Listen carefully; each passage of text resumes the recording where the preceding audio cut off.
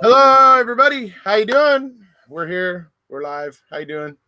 We're talking about KZ's reply to the state's response. Well, her filing a motion for leave to respond or to reply to the state's response, essentially.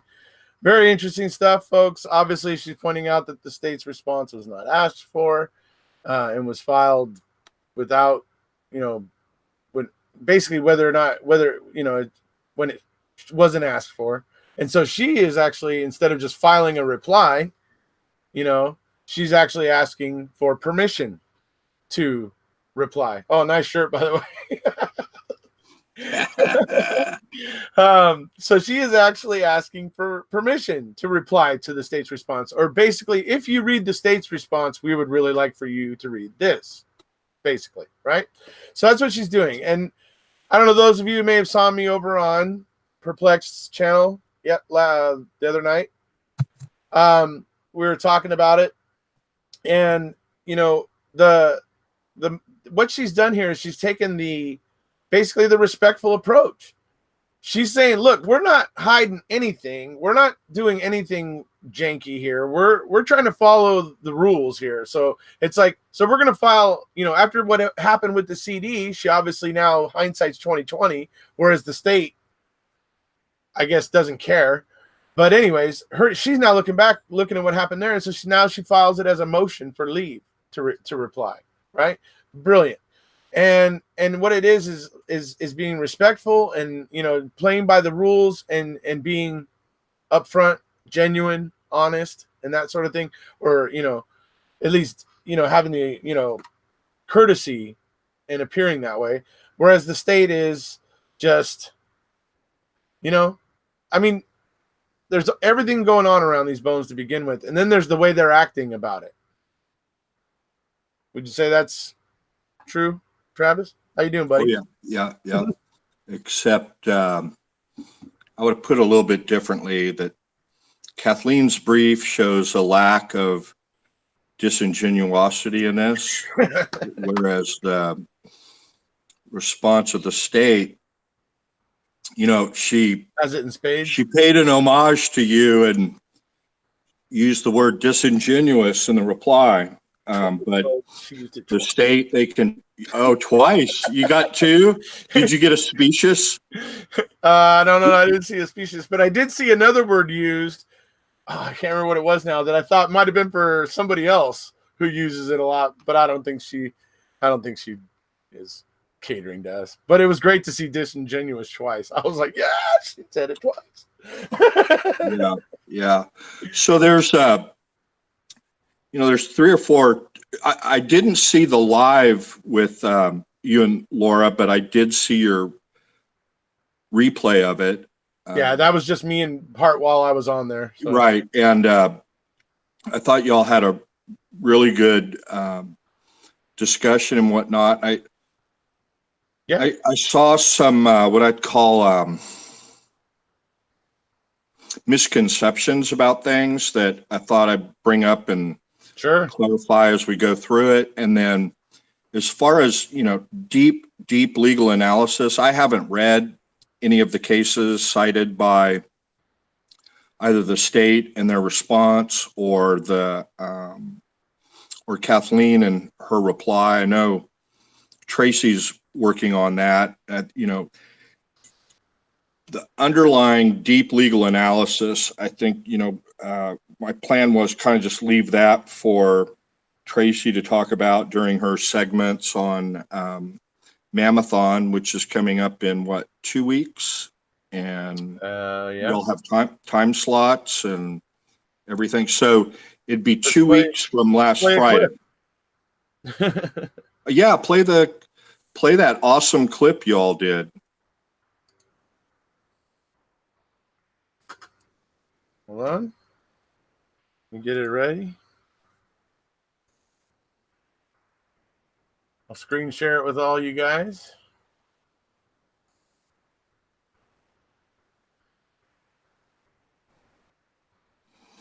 So this was done by Falcon, the graphics, and then the voiceover is Finn.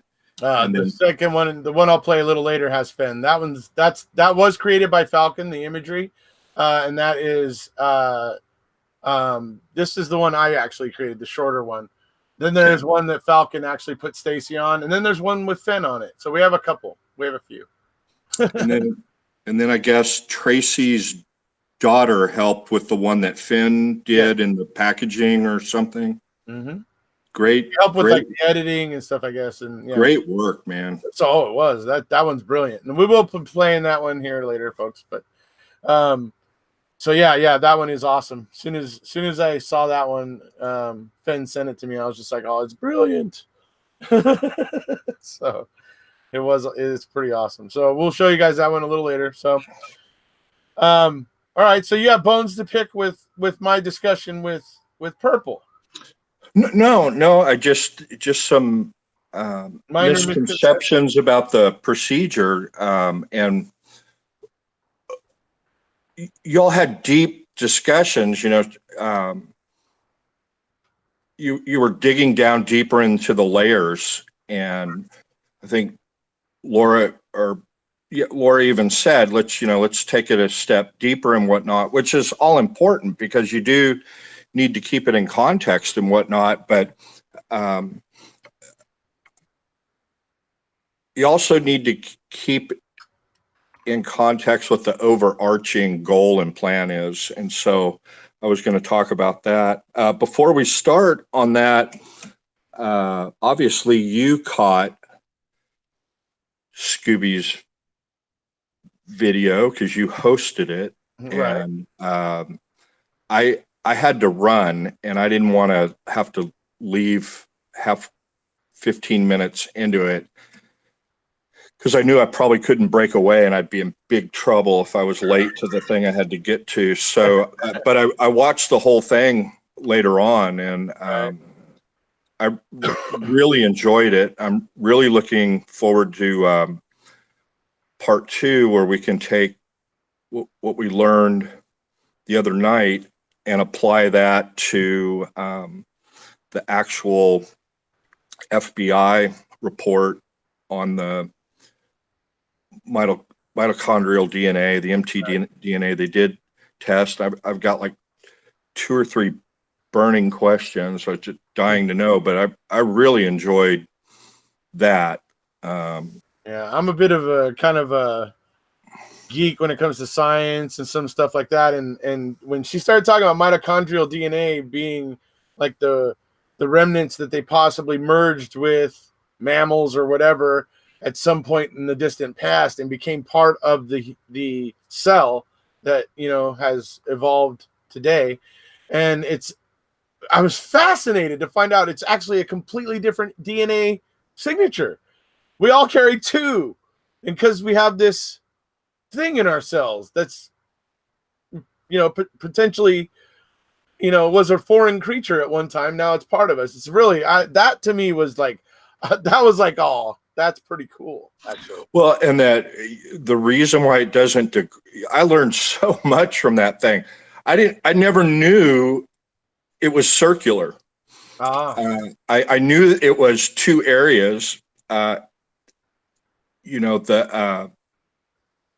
region 1 and region 2. Mm-hmm. And I knew that it is passed down, from the maternal side. That's going to be identical. And so who it would pass down to, the male versus female. But I just learned a tremendous amount. The fact that it was either based on, I think she said it's kind of a bacteria structure or a virus structure. And so it is much more hardy, like bacteria and viruses are, to heat. Right. And why they don't. Well, and also the fact that there's actually 1 to 1,000 of them per cell instead of just 1 per cell. You have 1 to 1,000. So that also just it increases the probabilities that 1 or 2 will survive or whatever, right? Or enough to get a right, a reading, right? So that was another thing I thought that was interesting. 100 to 1,000 per cell. So I thought that was pretty interesting. Yeah. So, And unfortunately with science, I'm the only science I know is the stuff I had to learn for cases, because Right. you have to understand it to be able to cross-examine on it and to be able to present your expert. That's why you hire an expert, Right. to help you do those things. That's one of the complaints of ineffective assistance of counsel in the motion for post-conviction relief, is that they didn't hire experts. And Zellner, in her criticism of trial counsel, it's that you didn't know this testimony was hogwash or Right. disingenuous Right. because you didn't have an expert to explain it to you. Right. And so, yeah, you have to get the background. Now we got that. So I'm looking forward into going into Specific. specifics of this case. Yeah. Well, we can get Scooby on here a little later. She expressed interest earlier today, so maybe a little later when we get to the anti-DNA stuff of the motion, maybe we'll bring her on and we can talk about it. DNA and mitochondria a little bit if you want. I always love hearing from Abraham Lincoln. Abraham Lincoln. She says, Erekose, I'm making murder, and hundreds of copies of the circular genome per mitochondria. A lot. Oh, so not only is there 100 to 1,000 mitochondria per cell, but each mitochondria has 100 copies of the circular genome. So it's 100 times at least 100. So you're looking at 1,000 DNA profiles per cell when you're going for the mitochondria DNA. That's so those of you who are wondering, like I was before last night, how is it that mitochondria DNA somehow survives? It's not that it's hardier, obviously, as a type of a bacteria or kind of like a bacteria, but also there's so much of it. There's just more chance that a few of them will survive to yield profile, right? So it's interesting stuff. That was fascinating, honestly, to me. So Truth Monster's making me really nervous. He mentioned David Attenborough, and that series, he just got released on Netflix. I mean, he's just an amazing orator, narrator. I wish I had his speaking ability, and I apologize in advance to everybody that you're not going to get David Attenborough. That's funny. So, all right. So, moving on to talk about this motion. Sorry. Okay. So, before the motion, one quick thing. Sure. For your subscribers that check the Wisconsin Circuit Court docket online daily or 3 times a day. Some of your subscribers check it must be 8 times a day. So the court granted the motion to withdraw that was filed by the original local counsel that Zellner had. She was the head of litigation for the Midwestern Innocence Project. And then she was promoted to the executive director, and the bylaws which is very common, if you become the executive director, you're no longer allowed to handle cases. So when that happened, she notified Kathleen and said, hey, my new job position, I'm not going to be able to serve as local counsel anymore. So she got the other one from Wisconsin. Right. Yeah. And so she had filed the motion they filed a motion to substitute because it was up in the Court of Appeals at that time. And then I guess it's very common. No one thought, oh, okay, well, I need to do the same thing in the circuit court. And so when this motion was allowed to be filed, the supplemental motion, they sent notice to everybody of the order she discovered, oh my gosh, I'm still on the mailing list. And so she filed that motion to withdraw. So if you see motion granted, it's in reference to the motion to withdraw, and it's nothing. It's nothing Oh, okay. significant. Okay. So, okay, so the supplemental motion, the state's response, and Kathleen's motion for leave to file a reply, and then her reply with exhibits. Yeah. So, The first part is a pretty big part of it. It's getting talked about a lot, the judicial estoppel. So it's the state's procedural bar argument. And this is the part I love. The state's procedural bar arguments are themselves barred under the doctrine of judicial estoppel, which I thought was awesome. I mean, finally being able to tell the state that they're procedurally barred, how gratifying, right? Is that even just to be able to say it, right? yeah, yeah, put a spin on it. Well, her motion for leave actually answered a lot of questions. We assumed, Tracy and I and the other lawyers that she has over there in her Facebook page, like, well, the judge must have sent a letter to counsel saying, state, I want a response from you, and then Zellner, you have so many days. Because her original tweet, I thought it said, we have a brief due by April 15th. Right. And then a tweet after that came out, said, looks like, we're going to file early this week. And we're like, okay, the court must have sent a letter. If it had sent an order, it would be in the docket, and there wasn't one. Right. And, you and I have talked about 3 or 4 times, 97406 is clear. The way it works is you file the motion or supplemental motion, and it talks about a supplemental motion right in the statute, and it says the next step is for the court to look at it and determine if it wants a response. And then if it does, to send a copy to the DA, but they already had one, and then to give them time to file a response.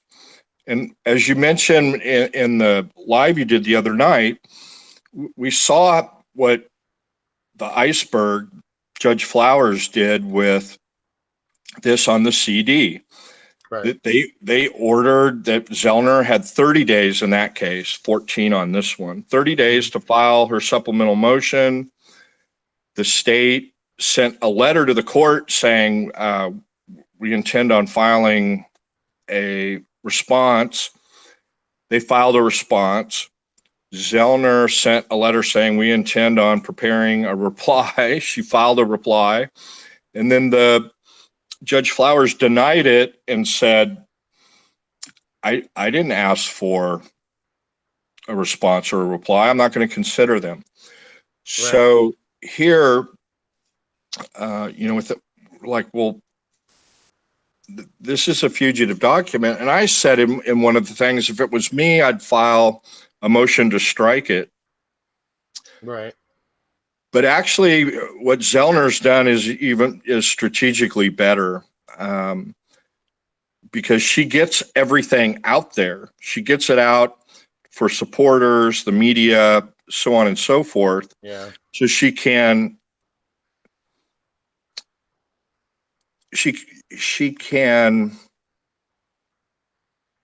put that out there in for public debate and be transparent and get out into the public what the state's doing and what they've done in the past on these things. And I just thought that was really brilliant. And this is the motion for leave to file something is very, very common. The amici briefs in Brendan's case, when they were trying to get the Supreme Court to hear the appeal under the writ of cert, all of those amici briefs would have been attached to a motion for motion for leave to file an amicus brief. And so she has her cake and eats it too. And then she wedges Judge Flowers into saying, look, the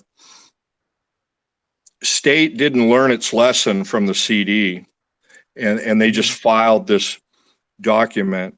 And but if you're going to consider that, here's our reply, which you have to consider. So they're wedging. If Judge Flowers decides, she's going to deny the motion without an evidentiary hearing, and she cites to the state's response, she has to allow the reply. There's just no way. So she either has to say, I'm not going to consider either one of them, and I'm going to deny it again, or it needs to go forward. So there's that. The next thing is, so what's the goal of this whole thing? It's to get get an evidentiary hearing. Well, which ultimately it's to get Stephen. So we're going to work backwards. It's to get Stephen released from prison. And so we're going to work backwards. So how do you do that? Well, you get a new trial ordered, or you show absolute actual innocence. So you get a new trial and get that granted, and they either decide not to proceed with the new trial because their case is all messed up, or they proceed to a new trial and you win. So, to get to that point, you've got to have an evidentiary hearing. And you've been talking about it for well before I met you. Your videos were talking about evidentiary hearing. And right. So the one thing you need to look at, every argument in that reply is geared towards getting an evidentiary hearing granted.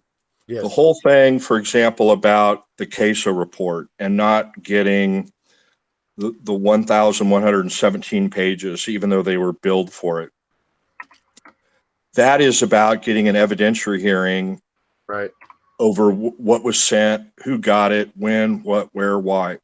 The judicial estoppel, the law of the case, it's every single one of those arguments is about getting an evidentiary hearing granted. So that's one. All of these arguments are to get an evidentiary hearing on the issue of Youngblood and the evidence preservation statute. That's all this motion is about, is whether the state, this supplemental motion, did the state violate Youngblood and or the evidence preservation statute? If they violated the if they violated the evidence preservation statute, what is the proper remedy? And rightly so, you need an evidentiary hearing. And if you look at what Zellner asked for in her conclusion, that's what it's all about. Right. So that's the next thing people need to keep in mind, is all of this is about getting an evidentiary hearing and avoiding, hopefully, just a flat out denial like with the CD disc. The third thing to understand is, although there's a lot of discussion about testing, there's a lot of discussion about the viability of rapid DNA testing. That expert's supplemental affidavit that's attached as an exhibit, boy, oh boy, I mean, that was over 100 pages by itself, as I recall. And I've read a great deal of it, but she doesn't want to test the bones. She filed a motion to test the bones, and the Court of Appeals lost it. She could care less about testing the bones. If she wins on Youngblood, that's an automatic new trial. Right. If she wins on the evidence preservation statute and can convince the court whether it's the circuit court or the Court of Appeals, that the proper remedy is a new trial, Right. she's never going to test them, And so, although it's a lot about testing, so then why spend so much time about testing? And Because the because evidence has to be exculpatory, basically, is the big reason why. under Youngblood, exculpatory material and destroyed in bad faith. And again, you got to have an evidentiary hearing to flush all that out. But so she's made sure that the court has enough information preliminarily to see that this is not a bogus motion, that there really are evidentiary issues that need to be sorted out. And overall, I think she's wiped the floor with the state in terms of the issue of why do we need an evidentiary hearing? You saw with the relief that the state put in their response is that we don't need an evidentiary hearing and you should just deny the motion.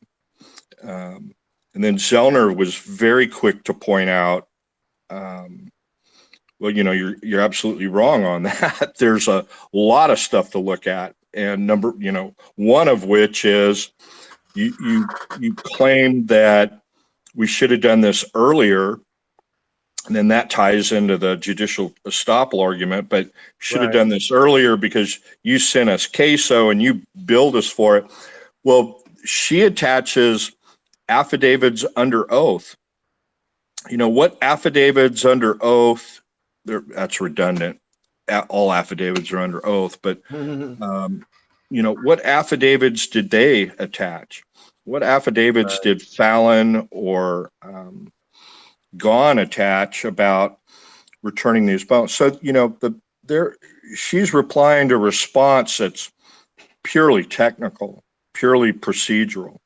So she did a great job on that. Right. It's an awesome reply. Right. Yeah. So somebody asked a question here. Let's go ahead and clear this up.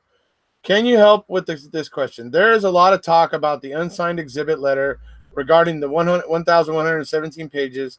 I think just created unsigned because of the new sheriff. So what this person is talking about is the Zellner's investigator filed an FOIA request with Calumet County and was supposed to get, basically, he was asking for the 1,117 page queso report. They called him back a little bit later, ended up telling him they had this other thing, which ended up being the new investigation. And so he went ahead and paid for that or whatever. Then one day he gets the mail. He has, it's just a package. He doesn't think anything about it. He takes it immediately over to the law offices of Zellner Law and leaves it with a law clerk there. And the important thing to know here, to go a little further, the law clerk opens it up, and the only thing that's in there is the new reopening of the Hallbach investigation. Basically, those of you know, we called it Queso 2.0 here on my channel. I covered most of that thing, went all through it. If you type in Queso 2.0, you'll see a bunch of videos pop up on my channel. So that's what we called it. That showed up according to law clerk. Here's the thing. When you read James, Kirby's affidavit, he basically says that they were supposed to give us both things. The state did attach something, by the way, Travis, in their response, and that was a letter that was from the Calumet County Sheriff's Department to Mr. Kirby saying that they had delivered all these things, right? So Mr. Kirby he says I had never heard a thing about this, knew nothing about this. And he goes, so I went back into my records and I had letters from Calumet County Sheriff's Department, but they were all signed by Mark Ott, who was the head sheriff at the time when he was asking. Okay. So they were all signed. This letter that the state offered along with its response Number one looks like it's copied out of a 3-ring binder, and number two is not signed by anybody. So it just looks different than the other correspondence he received. So that's the issue with that. That's the unsigned document that person is referring to. It's basically the state's offer of proof that Zellner did receive the full CASO report, before December 18th or whatever it was when she finally got it, right? December 19th, whatever was, when she finally got the entire thing, right? So they're saying she got it way before that. Well, this paper is highly suspect. It's Kirby, shows all the letters he's got in his correspondence, and all the ones that he had all had a signature on them by Mark Ott. The one that the state offered with their response doesn't have a signature on it. It looks copied out of a 3-ring binder. So that's very interesting. So you got to maybe wonder, did they cut off the name at the bottom and it was actually something that was sent to somebody else? I don't know, or something odd, but it's odd that is the one document that isn't signed when all the ones that Kirby produces are. Yeah, it's odd by design. Zellner, again, is pointing out oddities, what we might refer to oddities or things that are interesting or odd. In the law, we call those questions of fact that need to be resolved by the trial court after hearing Mr. Kirby come in on the stand, raise his right hand. I don't know if they still use a Bible in Wisconsin, and testify under oath. And that law clerk testify under oath. Okay, get whoever purportedly sent these things in. These things happen all the time in court. A judge has to resolve, process server signs an affidavit saying, oh, I served the defendant. They didn't get a response and it was defaulted. And, the process server comes in and says, no, I served that guy. That's the guy I served. And then that person gets up and, sorry, I was in Hawaii when you say I was served.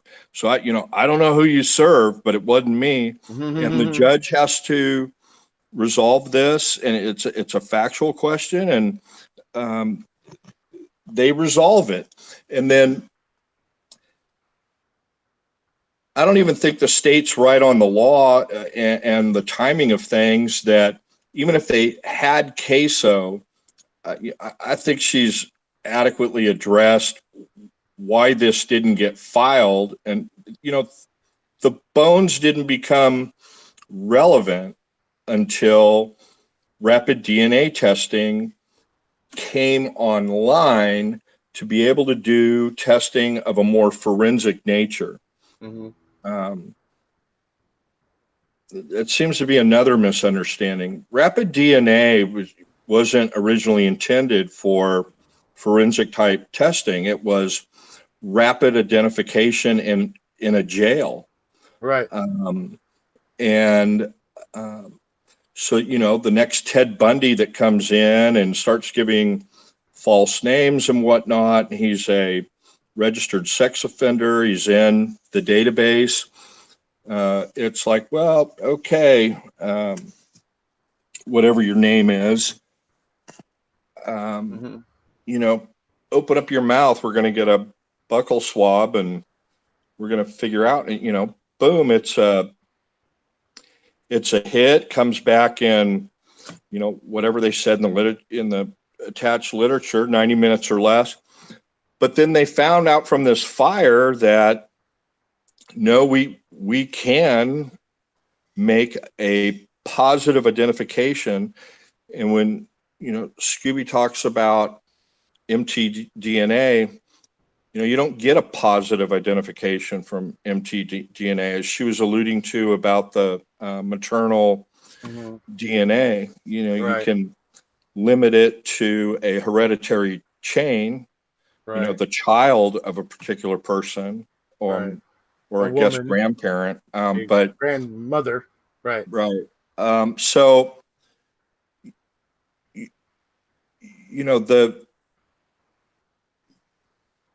it didn't become apparent that those bones were of any significance or relevance to the appeal until a new advancement in testing came about. Right. And I was surprised she didn't, they denied the motion to stay and remand on the testing. Yeah. And, Tracy could talk more about during a-thon about, whether in the Court of Appeals they let you file a motion for reconsideration, because we're in a holding pattern now anyway. Why not, re-urge the motion, and then while we're waiting, let's just go ahead and, see if the rapid DNA can test the bone. I saw Scooby mention earlier, and this is what I've always been afraid of, not really afraid of, is, I know that expert said that they were able to identify people from that horrific fire in California, with bones that in the past you wouldn't be able to get anything from. Right. I don't understand enough of the science behind it. Scooby explained, why the mitochondrial DNA is much more robust and vibrant and less susceptible to degradation, especially in the bones. But you'd figure if there was nothing to test per the FBI for mtDNA, how could there be nuclear DNA? Again, that's just something for Scooby to talk about. But here's this guy, Harvard, and a CV, a very impressive CV, Right. Latin for fancy ass resume. Civil vocation. No? Yeah, and says that no, my system can do this. So anyway, Right. Yeah. they didn't hold things off while that's going. But again, those pages, and they attach a letter and say, oh, it's like they were so excited. They kind of Curriculum vitae. yeah. That's it. Sorry. Go ahead. It's debatable, your pronunciation, but that's okay. Well, certainly, I'll give you that. No argument there. So in the response, they mentioned, isn't it interesting? Kind of, we sent them these pages, and they had some smoking gun and the key to the case. They should have been focusing more on, why there's no need for an evidentiary hearing. And then, she slammed them back with creating a new factual issue. And Right. Factual issues have to get determined in an evidentiary hearing, because her evidence for the court to decide that factual issue, she wins hands down. She's got just under basic legal procedure, she's got admissible evidence in the form of those affidavits, which is testimony under oath, saying that they never got case 02. Whereas Case 01. I thought the 1,117 pages are case 02. No. That's the original. They didn't get the original. They got Queso 2.0, but not the original ones. The ones that would have had the pages that would have told them the state gave those bones back. That's what the state didn't hand over. But they're trying to say they did. Right. Maybe I misstated it. They attached this letter for the proposition that you got Queso 2 on this date. Right. Okay. And she's got two affidavits, which is testimony under oath, saying, well, you may have billed us for it, but we never got it. She has admissible evidence. She has the only credible, Zellner has put forth the only credible evidence that the court could use to make that determination Mm-hmm. unless she conducts an evidentiary hearing and gives the Right. state an opportunity to bring somebody in from the sheriff's office, because they haven't presented it with credible testimony under oath. Right. It's getting hyper technical, but so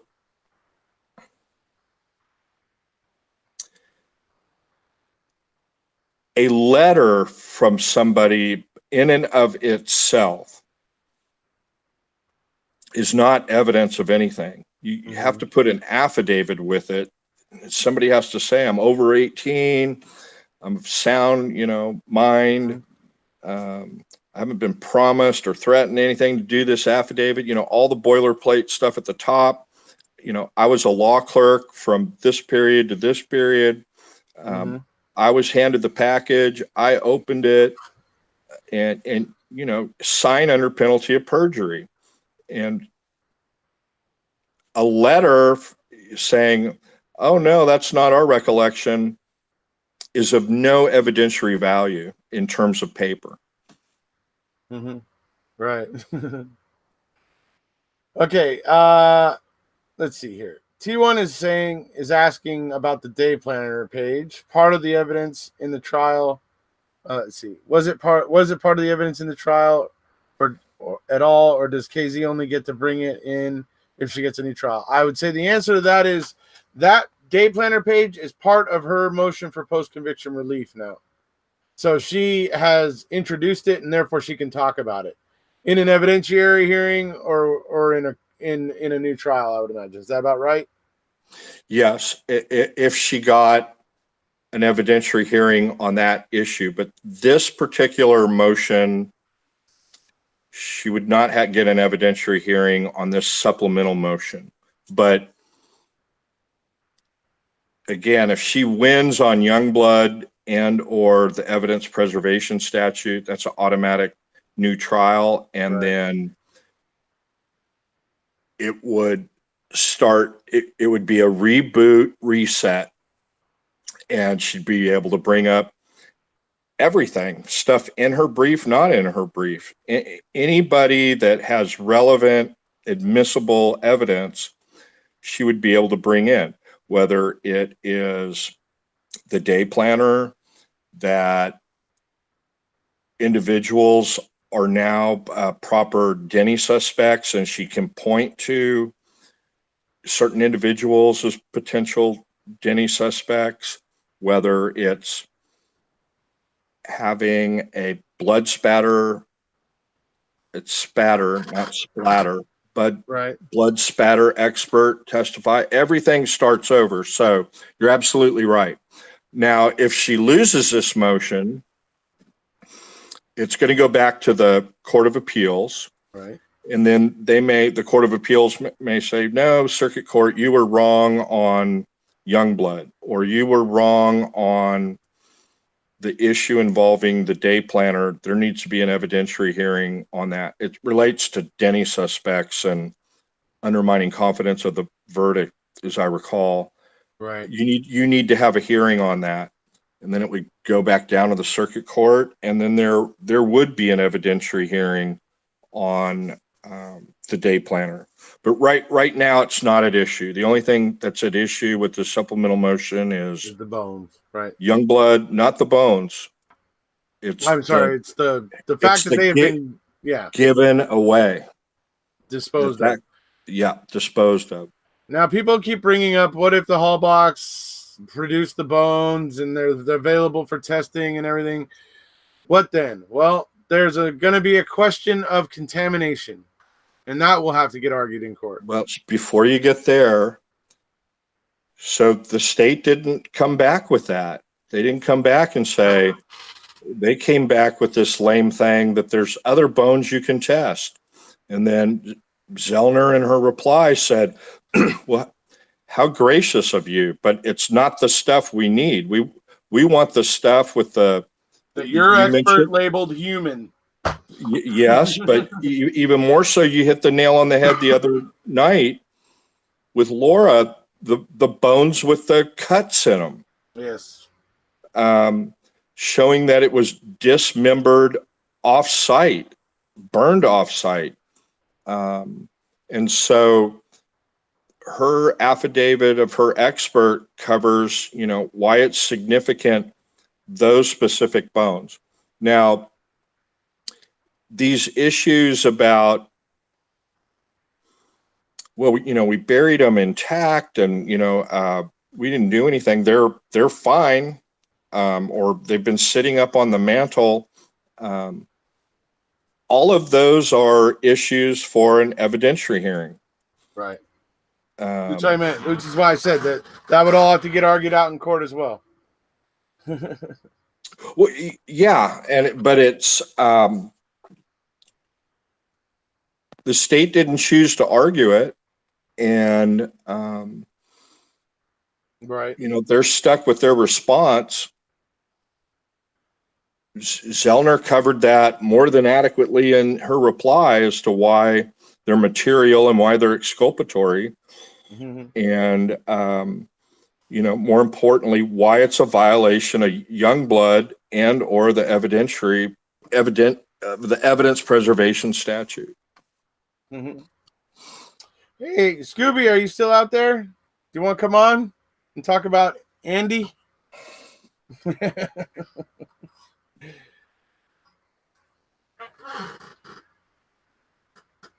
Let's see. Where can I send? Oh, yeah, that's right. I can send it. I'm going to send you the link, Scooby. Hopefully we'll see you.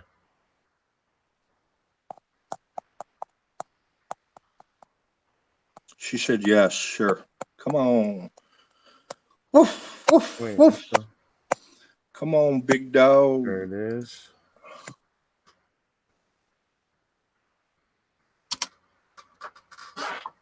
All right, send it to Hangout, Scoob. Oh, there you go. You found it.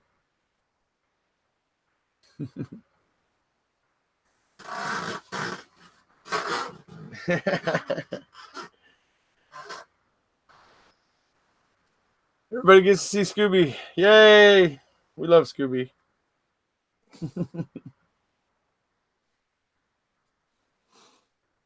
Because you have commingled bones. Right. Hi. Oh, you got to mute YouTube. Okay. I was saying I'm getting so good. Almost. I can just hear myself coming back through your microphone. So I know. Look how quick that was. Remember the first time we did this? It was right. Like painful, right? And everybody was like, "Oh, I have to wait." Oh my God! Hi, Travis. Hi. How are you? Good. How are you?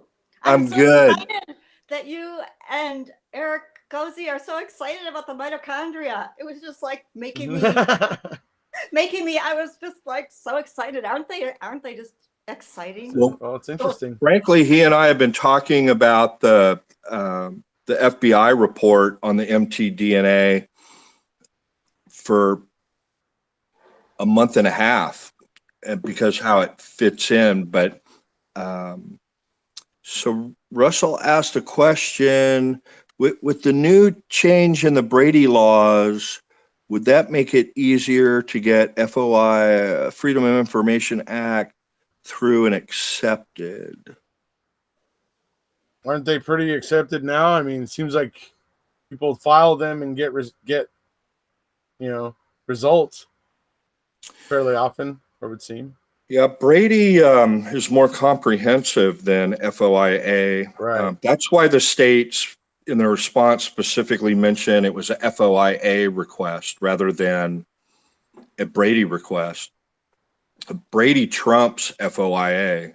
Right. Freedom of Information Act is the federal. Every state has their own version. Open records request, or they'll also call it an FOIA. But FOIA applies to the public, what the public can request. There's generally an exception for pending investigations, right, or investigative. When you send an FOIA to the FBI, that there's certain time frames they don't have to give you anything for, and so on. Whereas if you make a Brady request for anything exculpatory, they've got to turn it over. They can't, trump that with FOIA. The defendant's entitled to anything exculpatory, whether it's accepted by the FOIA or not. Right. So I would say, Russell, that I don't think it's going to change that at all.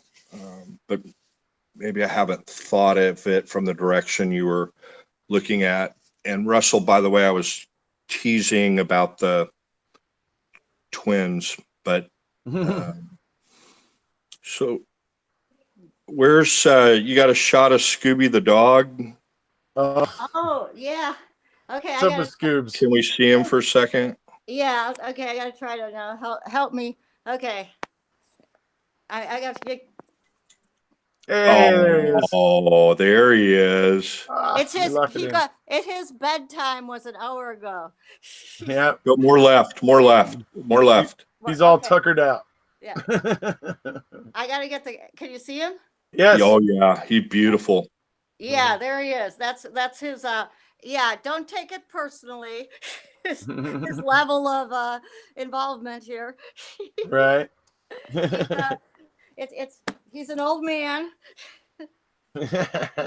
Otherwise, he'd be lingering at your every word, Travis. Otherwise, he's very active on Twitter. He's very active on Twitter for an old man. Most old men aren't that active on Twitter. I put him out in 30 minutes. He gets. Oh, except for maybe the president. But anyways, sorry. Okay, we can do. Oh, the tweeting. I got it. Yeah, he tweets a lot. Yeah. So let's talk about Andy. A lot of people are asking Scooby about contamination. What concerns do we have about contamination now that these bones are in the hall box? We're giving to them, have been put wherever, have been commingled with possibly something else. So what are your opinions on that? What's the chances that those bones won't be contaminated, or that there's something viable there that could be gleaned? Well, contamination is always an issue with DNA, and with DNA labs. But the beauty of bone, and that brings up, and Travis, when you were talking earlier, I was just like, ooh, because you really, for a lawyer, that's a joke. No,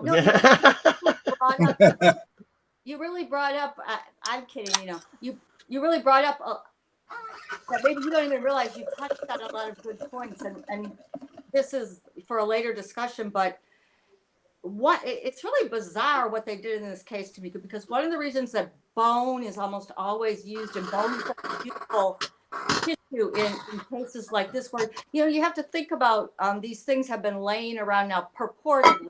She was burned on the 31st, and they found them about a week later. So, and they're talking about bones and tissue. Well, if you think of something with tissue lying around, in your backyard, there's going to be maggots and bacteria and all kinds of wild animals, maybe.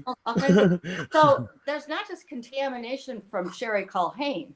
There's contamination from the environment and all kinds of things. But the beauty of bone is that, and somebody actually asked this on the chat earlier. I'm sorry, I forgot who. But the beauty of bone is that if there's enough tissue, they can.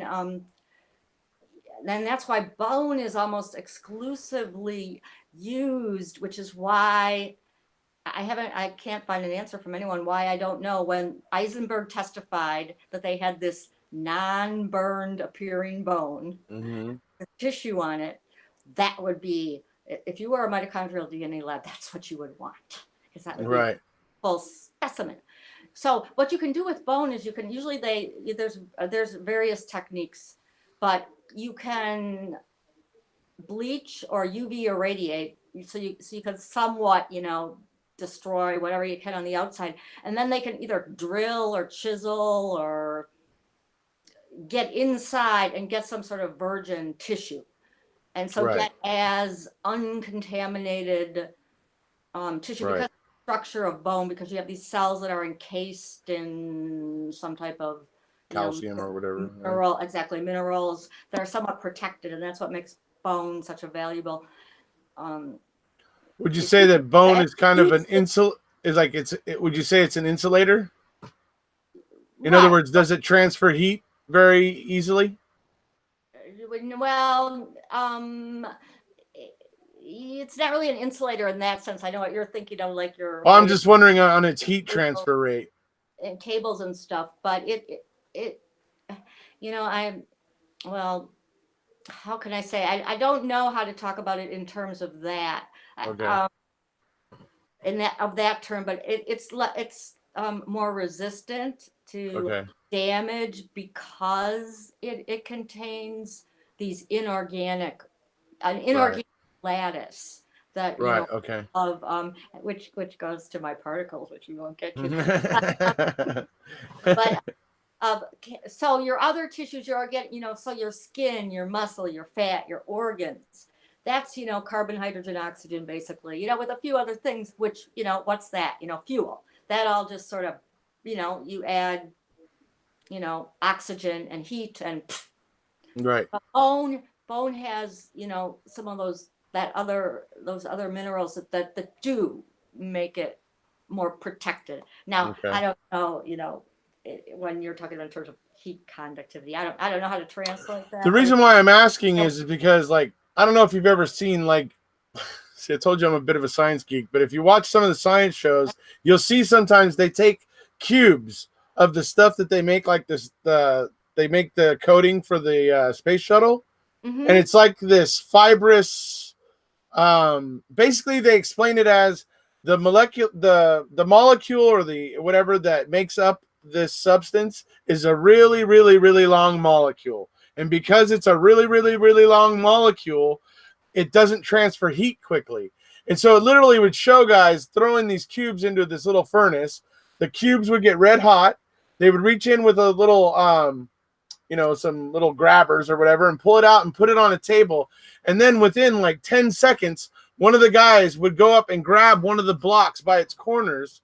And the corners were already cool enough, even though the rest of it was glowing. And this guy was able to hold it by the corners. So when I'm talking about heat transfer, I'm wondering if bone has a similar quality. I would say so, because if you may or may not, a couple of times Leslie during her testimony refers to the honeycomb structure. Bone does have that kind of what you're describing structure. I don't have any pictures, obviously, but the way that it's constructed, it has these things called trabeculae, which are sort of like grooves, convolution. If you cut a bone in half, you'll have the marrow on the inside, and then the structure is sort of, she describes the skull bones as having a honeycomb, right, lattice work kind of thing. So right, okay, interesting that way. Can I ask, so when they test bone for mtDNA, are they testing bone cells, or are they testing marrow, or? I believe she just said that, right? Well, in the case, that's an excellent question. In these cases, when, and traditionally now, as you see, and I'm working on not being tangential and just asking the question, answering. I'm practicing, Erekose. In this case, in these kind of cases, in the kind of cases that are often when mtDNA is being used because there's nothing left, right? Because it's a burn case. The marrow's gone, so you're testing the bone cells, the osteocytes. They're the cells, so they are cells because obviously you have to have a cell to have DNA. So the cells that make up the structure of the bone, the hard part of the bone, those are called osteocytes. So they have a nucleus, they have DNA and mitochondria, and they you described that whatever his name, the doctor or whatever, the guy, the expert will actually drill into the bone to try to get at an area that's less damaged. Right, or less exposed to Right, to the heat and environments, flames. because you want, especially with mitochondrial DNA, where they're doing, like I explained a little bit in our chat about how they're actually sequencing, and when it sounds like when, because you guys are such nerdy scientists, I love it. um, we talk about how the sequencing is done. It's very, you have to do it in parts. So you take a little piece and you get the sequence. Like ATG, CGTG, you get like maybe 15, Right. and then you get Right. another, and then you get another piece. Then you got to put them together like a puzzle, and it's a very time consuming. And every time you do a react, every time you amplify, every time you do PCR, you have the problem of contamination. So and like I said before, contamination can occur not just in the lab, which is enough of a problem, even in a good lab, Right. but from the environment. So again, because bacteria, vermin, whatever, maggots, we're all made of the same A, T, C's, and G's. So they can all get. So that's what is really, and this is a little tangential, but it's still a mystery to me why. And of course, the FBI report is a little vague. Why? Because when you think of, well, muscle or whatever it was, tendon or this tissue that's attached to this bone, and I showed the picture. Well, that's been sitting outside for a week, and it's not as protected. So I wouldn't expect it to be as desirable of a tissue to use for testing. But apparently, Right. what the FBI, to get this beautiful profile.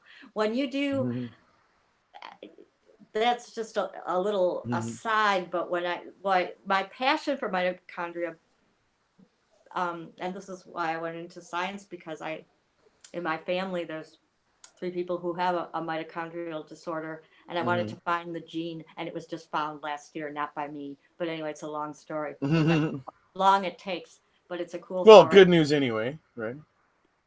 Yeah. Academically, Well, finding the gene, right? Is yeah, it was in the nuclear genome, but which is a whole other story. But now I'm getting tangential. Oh yeah, you're definitely gonna start losing us. Way up, yeah. No. So, but the what was I talking about now? I got so tangential, I lost. Well, we were just talking about You're talking about the degradation and exposure, and then what my DNA experts have told me in the past is, temperature, moisture, and pH degrade DNA the quickest. And so, and then you were also talking about the lab. The FBI was not very specific on, what it was they were testing. They got this beautiful profile. Well, oh yeah, okay. Now, I'm sorry. When I went tangential, the reason I was going there, because I always have a point, although some people think not, but was because to get a medical grade, to do a medical grade, to test for a mitochondrial disorder, you need a fresh muscle biopsy, not even frozen. I mean, you have to be there, or the patient has to be right there, slice it out and have it fresh. I mean, that's how good the sample has to be. So now, of course, this kind of testing, is a far cry from looking for a mutation, but it's really very similar, because they're just sequencing the same thing that you do, when you're looking for a medical mutation. And that's of course how they started, that's how this all started, is looking for diseases, just like sequencing was done initially to look for genetic disorders, not to do forensics, but then that, became an offshoot. So that's always been a little bit of a mystery to me, but I'd like to, what you said, Travis, because I agree with you about how you said, and there's speaking of Twitter, which I won't go to, there's some of the guilters like to take this the wrong way, but I kind of agree with you about the testing being a strategy because, and I don't want to that Andy, which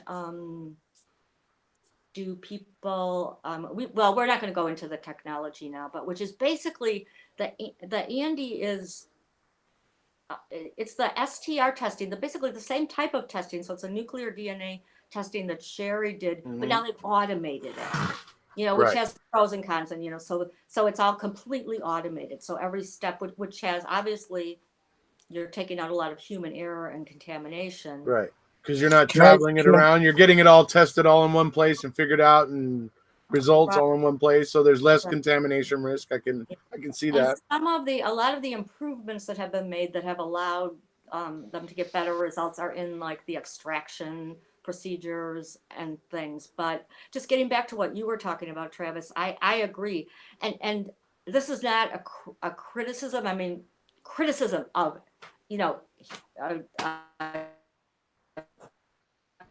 the method, but I mean, I understand for the legal strategy. I mean, even like he says, this is all very new, and they did get some they are getting really good results, but still, like within that World Trade Center study, well, they got some results in 2 pieces that they didn't get before, and of course, for the legal case, they're going to, oh, did we lose Travis? No, he's there. Oh, okay. Looks green. Oh, now he's. Oh, there you are. Hey, okay. I understand though. You get nervous when he gets quiet, right? I know. Well,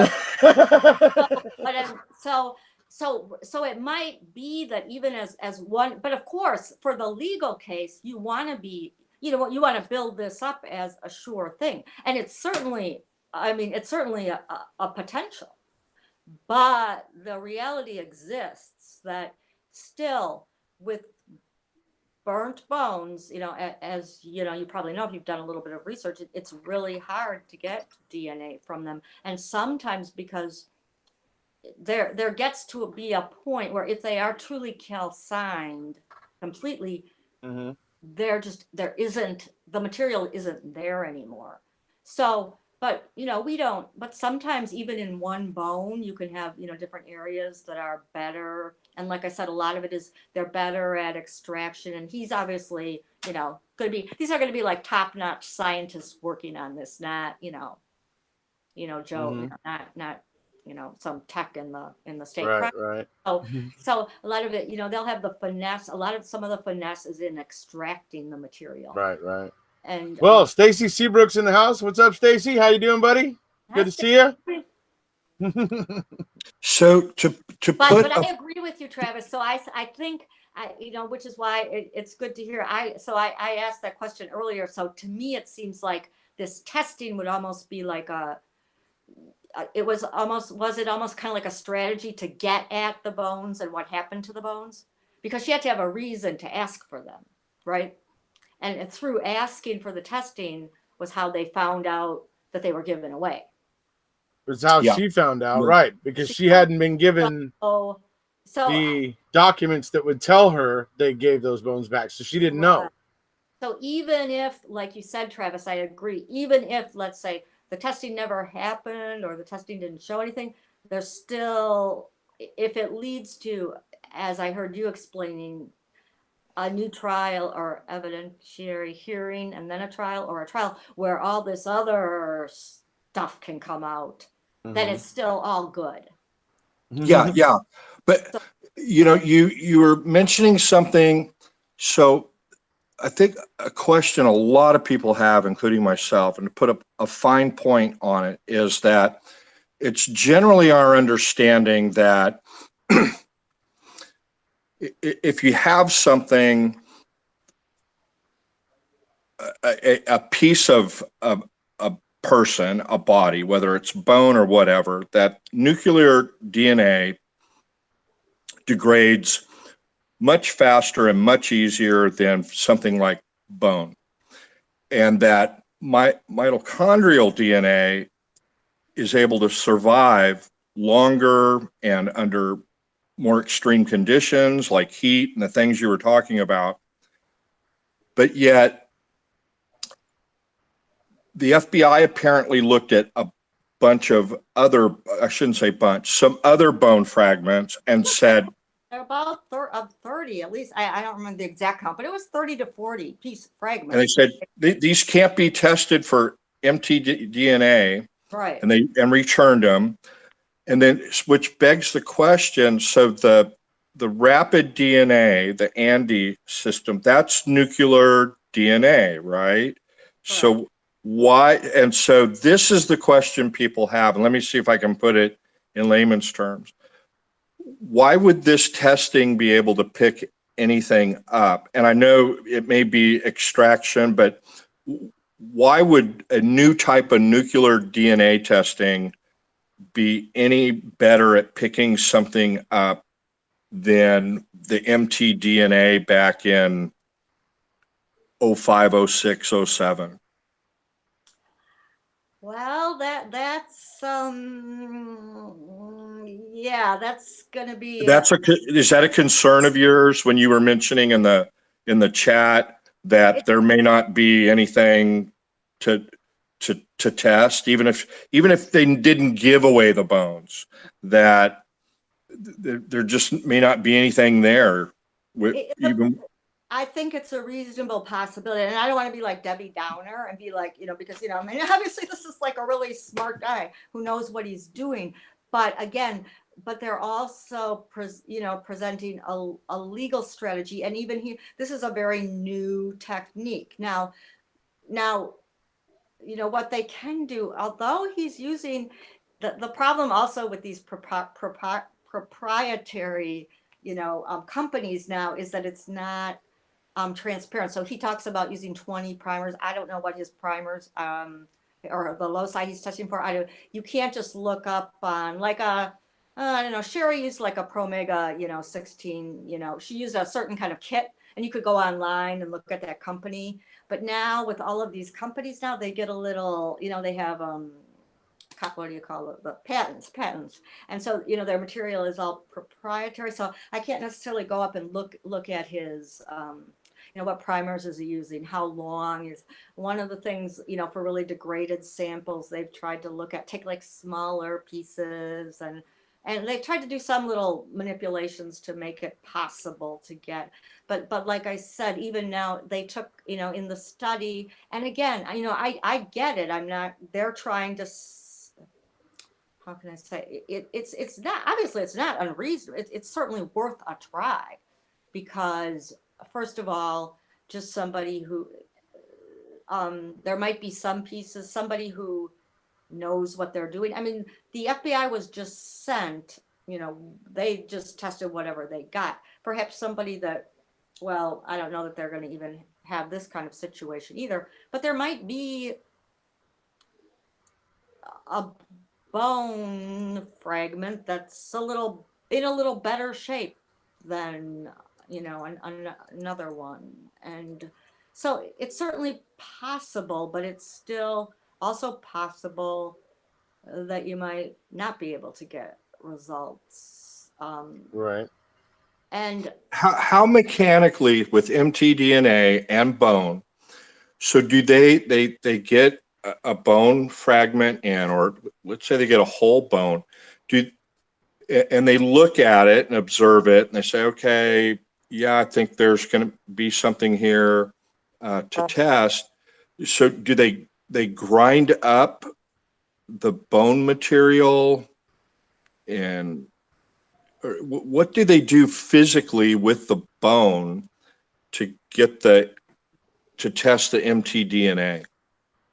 they don't like grind it up like all in a grinder, depending on what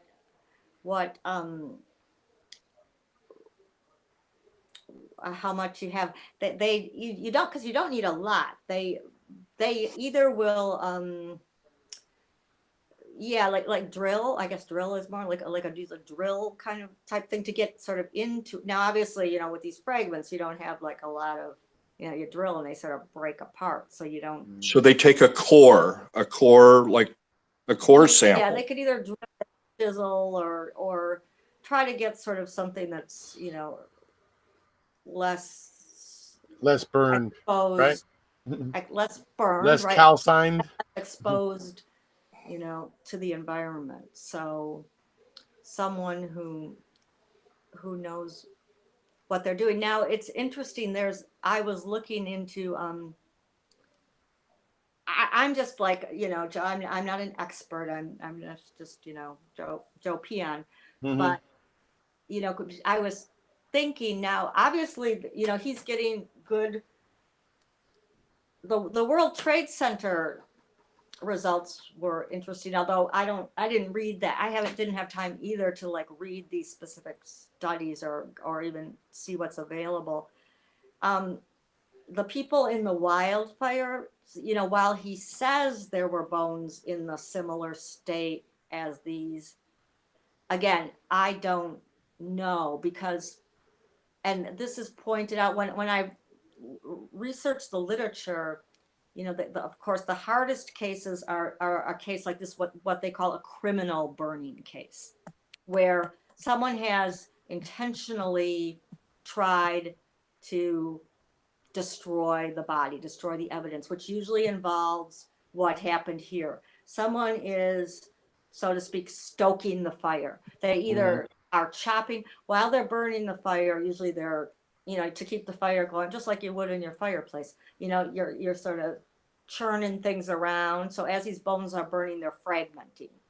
Or you're chopping them, or you chop the person first and then you burn them. There's various Right.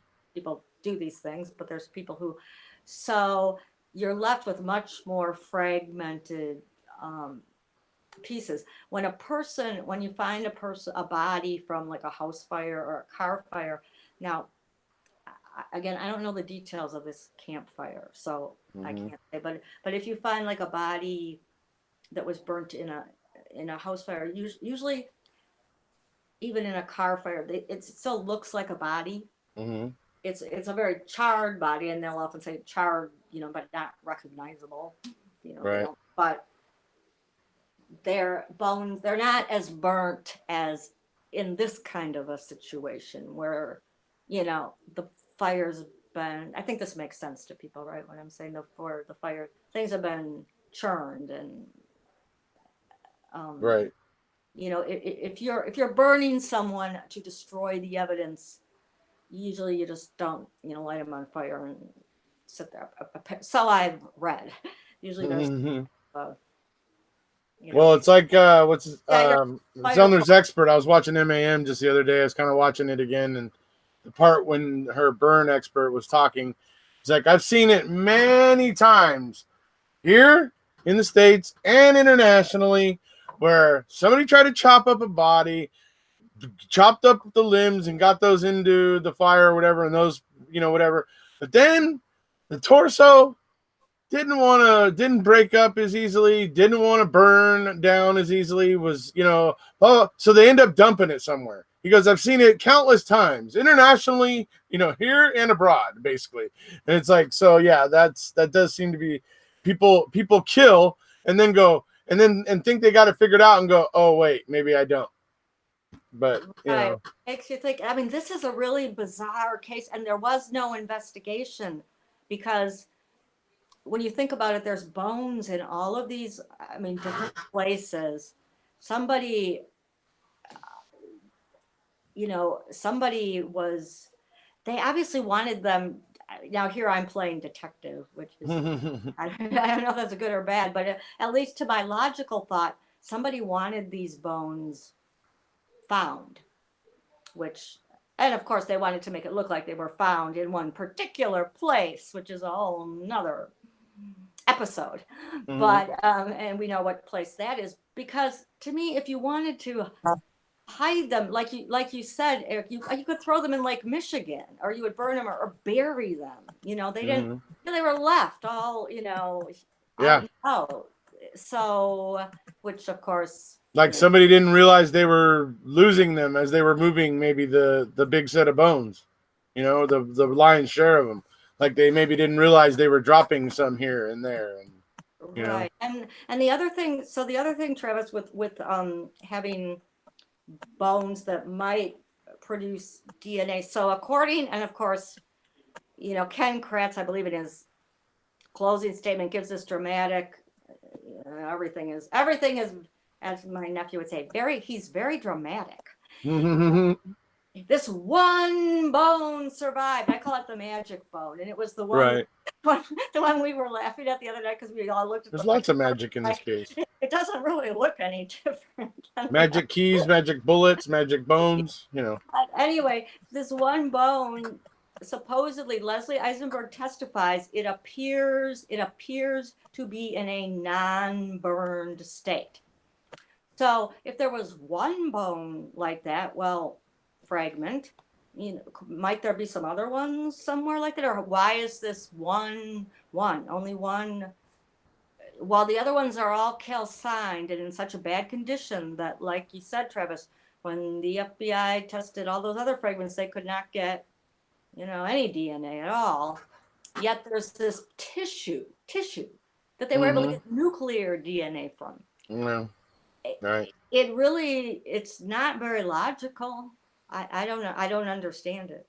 How that it. So if they could find now, and where is that unburned? Like Stacy says in his song, you take the body, you throw it in the stove. He goes, and then he said the one thing you do is you leave a couple pieces out for identification, and I think that's what happened with those. Yes, which I said is one of, and in my is again a speculation, but is my theory that Sherry Culhane, that perhaps BZ, the infamous BZ, which was the tissue that purportedly Sherry Culhane got the nuclear DNA from, which, and see, Travis, this is why this case is so interesting to me, because now what really, the test that was really good was and was a decent ID, was the mitochondrial DNA test, but that wasn't admitted into the trial.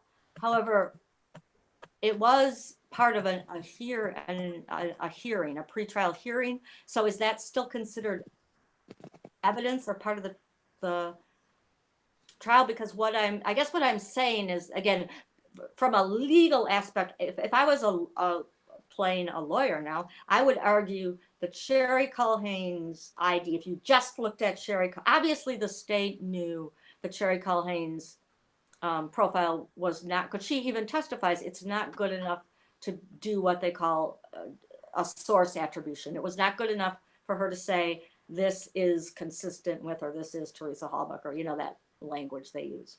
So, which was why they sent the stuff to the FBI, the piece to the FBI for confirmation.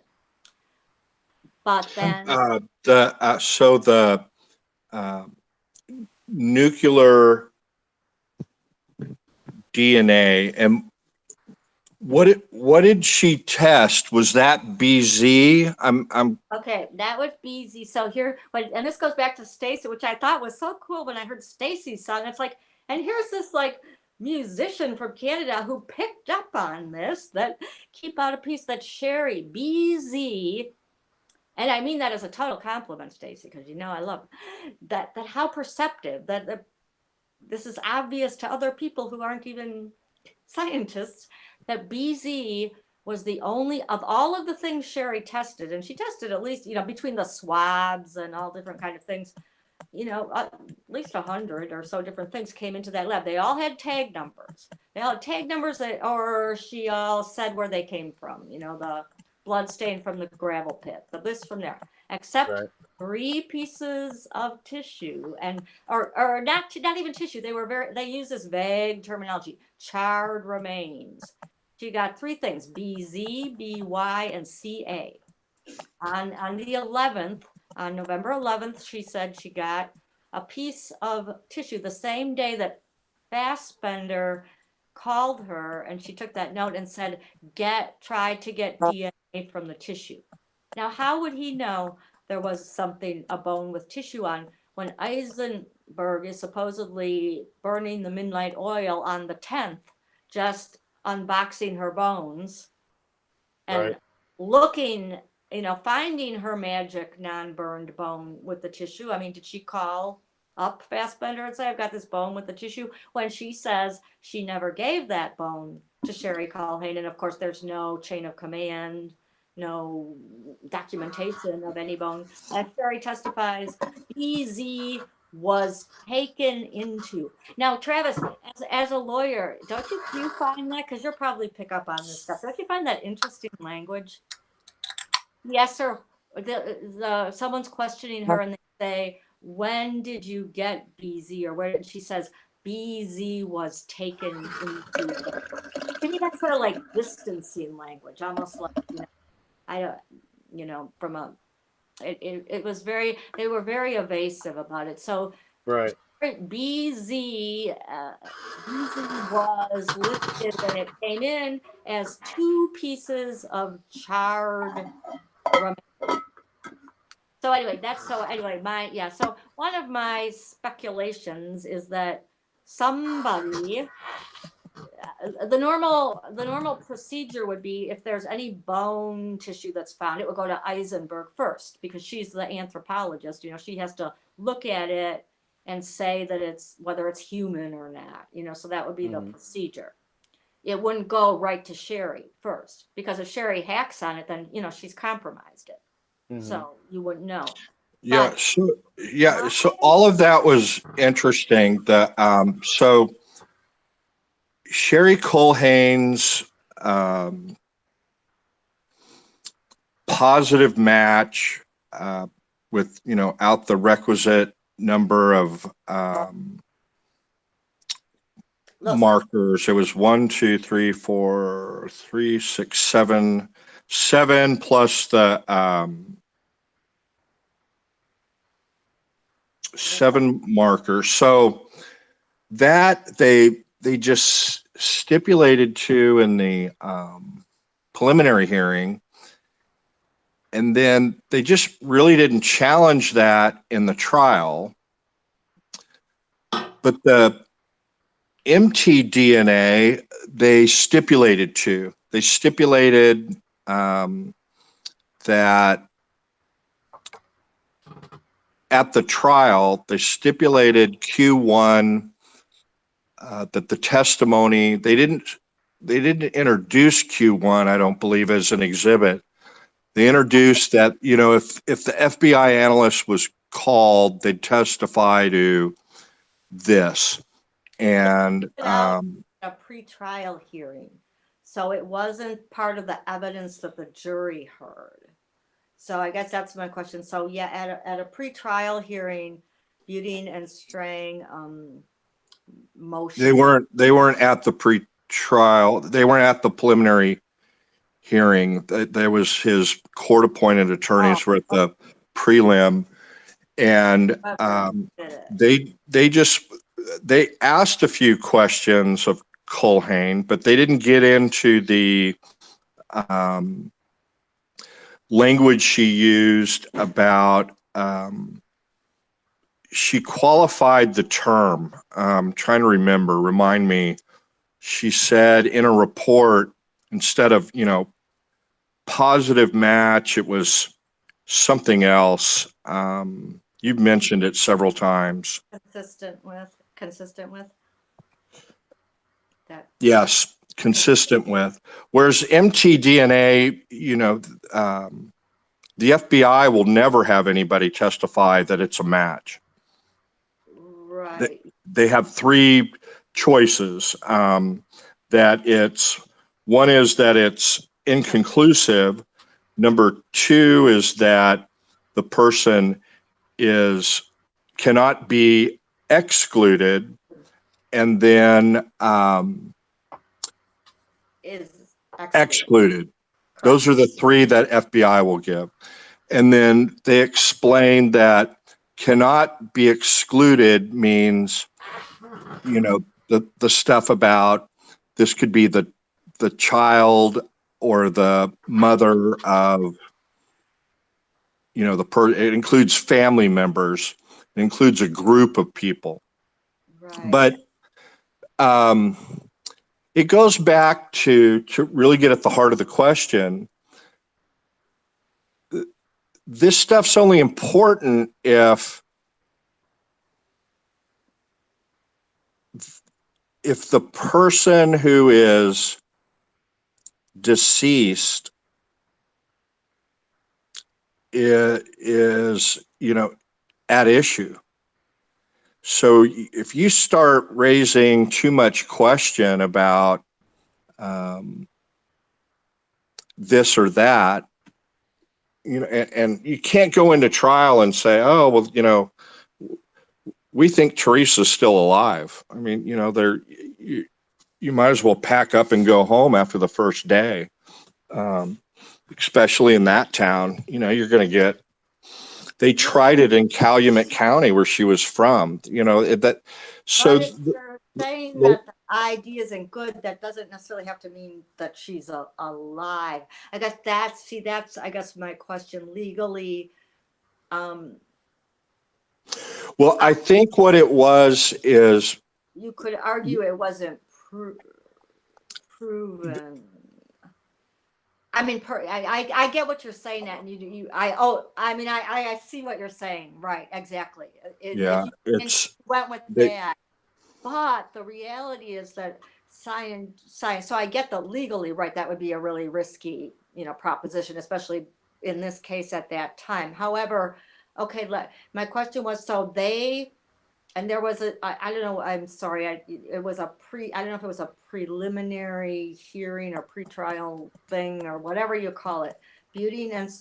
Buting wrote, maybe he wasn't there, but he wrote a paper motion. I don't know the legal terms. A motion, a thing to get the mitochondrial DNA excluded. And his reason was that he said, well, he did bring up some good points. He called the reports cryptic, and that he couldn't understand, because in a way you almost wish that they weren't excluded, because then you could question these guys. But he didn't want, I guess he didn't want, well, I don't know what his strategy was, but obviously he had a strategy. Well, actually, the mitochondrial DNA was what really confirmed the identification. But so they withheld that from the trial. So the mitochondrial DNA, which was to confirm Sherry's nuclear results, although we don't really know what the FBI tested. Right. Because you don't know what was sent to them. Right. well, so am I wrong on that? They testifies that she sent the bones, and this is Eisenberg testifies. See, she talks about that magic bone, and then she says she boxed up tag 8318 and sent it immediately to the FBI, not to the state crime lab. Do not pass go. Well, all these, and then Sherry says, the next day she uses the same picture. She doesn't say. See, they're very clever, because they know, not to perjure themselves. wait. Let me go back to the mtDNA. So they get a bone Q1 that they describe as charred remains. Right. And then they run it, and then they've got buccal swabs from the mother, and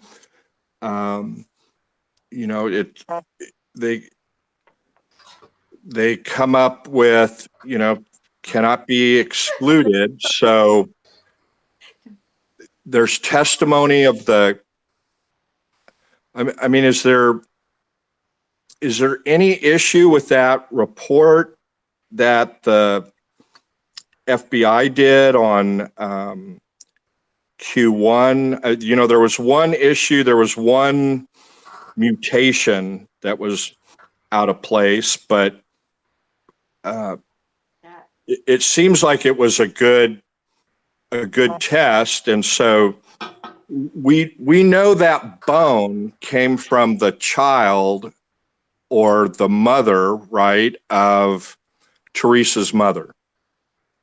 We know it came from someone who was in the maternal lineage. What makes the case so fascinating is, Travis, you're right. In even though the with mitochondrial DNA, there's the three issues, excluded, three possibilities, cannot exclude, exclude or inconclusive. But normally, and it's used a lot in missing persons cases and missing soldiers, disasters where there's, badly damaged remains. There's not all of these other weird issues. It's just kind of assume, if your son was in Vietnam on this date and it matches you, well, nobody's going to argue, oh, there was something nefarious going on, and you would just accept these results. So yes, the Now, mitochondrial DNA. didn't they stipulate regarding the FBI report? They didn't stipulate the report in, but seems to me they reached a stipulation that was read to the jury as to what the FBI concluded. Okay, can you But I think I the mean, stuff about B2 and BZ just gave Fen her next item for hashtag 80 more things. But anyway, sorry, didn't mean to interrupt.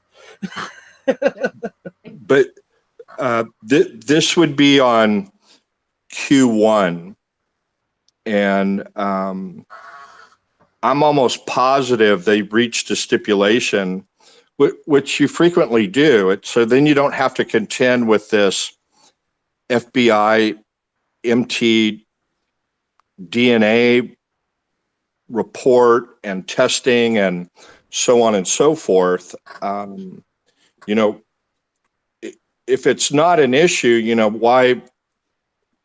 why bring it up? Now, it seems to me also that they didn't have any plan on the Culhane DNA matchup. That there was only 7, and it wasn't that good of a match. There have been many people who aren't even favorable to Stephen that have said that the Culhane DNA quote match unquote very, very suspect. But just put that aside for a second. So in deciding, okay, how much are we going to fight that these bones belong to Teresa Hallbach? And you make the decision, okay, we've got her blood in the back of the car. We've got her car on the property. We've got her family members coming in and testifying under oath in front of that jury you're trying to sway. That has anybody heard or seen her since the 31st? No. No phone call. No contact at all. And now we're what was it? About a year and 3. They started that trial in February. Be a year and 4 months later. No one's heard from her, and they've got enough evidence legally, circumstantially. They don't even need either DNA reports. Suspicious disappearance, her blood in the car and the car on the property, and a family member saying no contact for over 12 months. That is enough legally to establish a dead person. And then,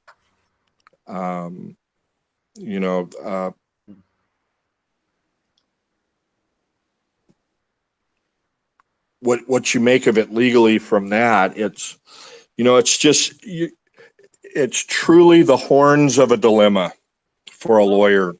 What I see is the issue is not so much the ID, but the fact of linking what did they ID and what they did, because they were intentionally deceptive, and now we can show that because now we have the records from Eisenberg's bone log to show that she lied about what she sent on black and white, that she lied about what she sent to the FBI, is that they tried to make it appear that the piece that produced the identification came from Stephen Avery's bone pit, when in reality, at least from, and I know many people out there have been going through all these tag numbers and these various documents and trying to, one says one thing and another says another thing. We don't really know where it came from. So I think the issue to me, I don't know if this makes sense, was not so much that you can say, okay, yes, we've identified this DNA test is good, but it didn't come from where they said it came from. So it came from, where did it come from? And how did it get to Sherry Culhane?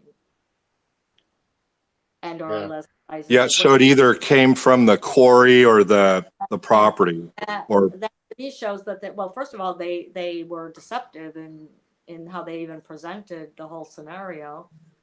So that seems to be a problem to me.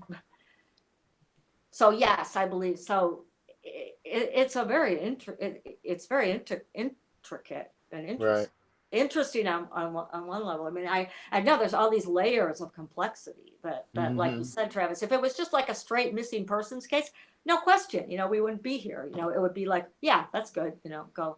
But it's not. I don't think. I mean, I personally, and it's in my personal opinion, isn't necessarily relevant, but I agree. Yes, Teresa Halbach is dead, and I believe that there was, these bones, some of these bones are hers. and then you have these other items But I don't. on top of it that, so this is what they had to contend with. They got her blood in the back of the RAV. They've got Stephen's blood apparently in the RAV. They've got a bullet fragment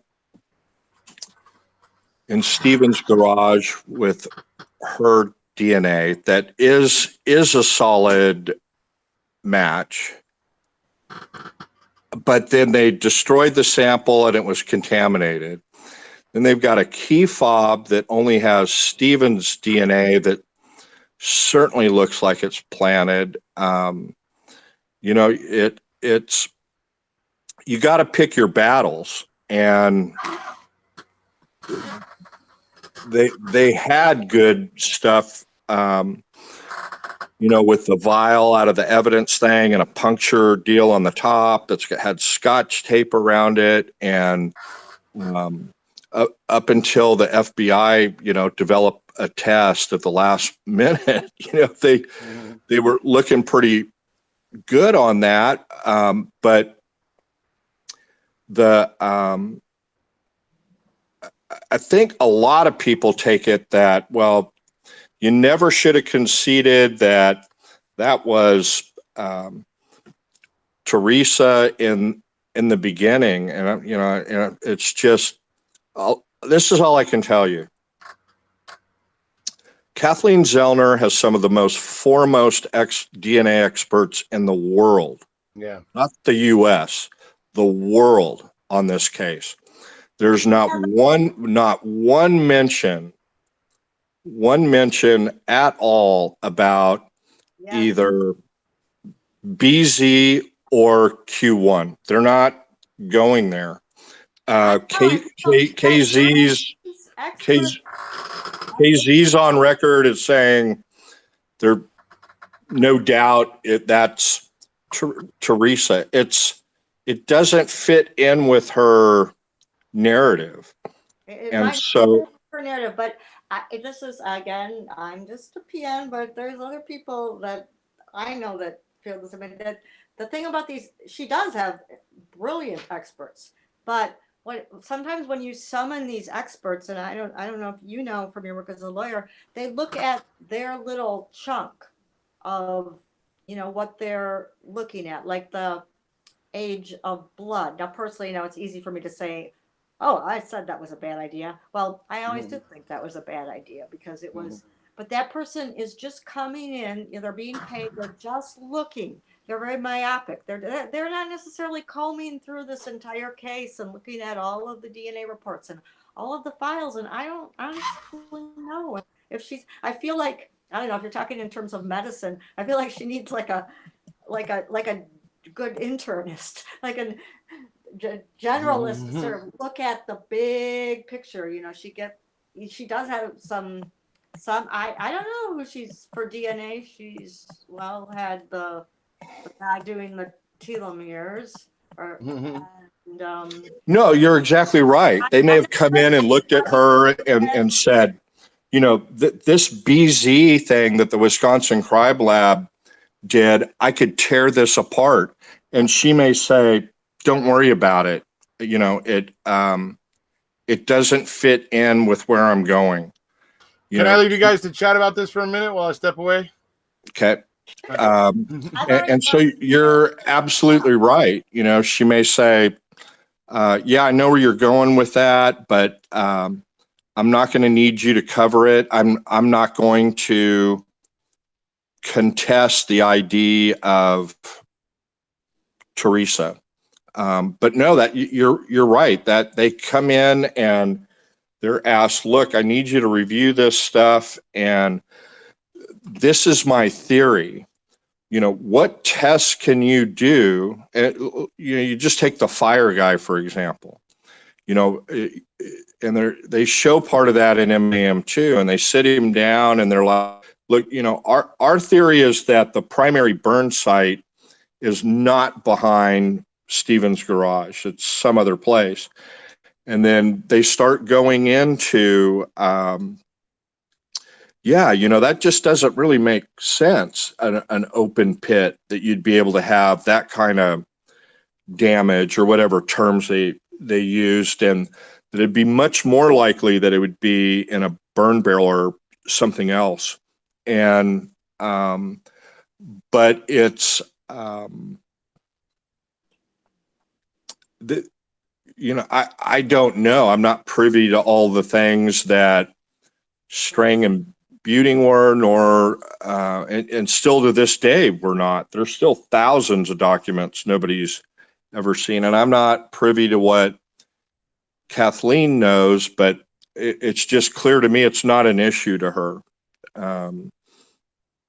Yeah, and I understand, you know, that she's got, I mean, I'm looking at this, I mean, me personally, kind of as a puzzle scientifically, but I understand that she has a legal strategy, you know, Right. Which is not to discount or say, you know, I always use the analogy, you know, people wear different hats, and, Right. you know, a lot of them, you know, a lot of us, so you're wearing the scientific hat, and you're really the only one that we have that can wear that.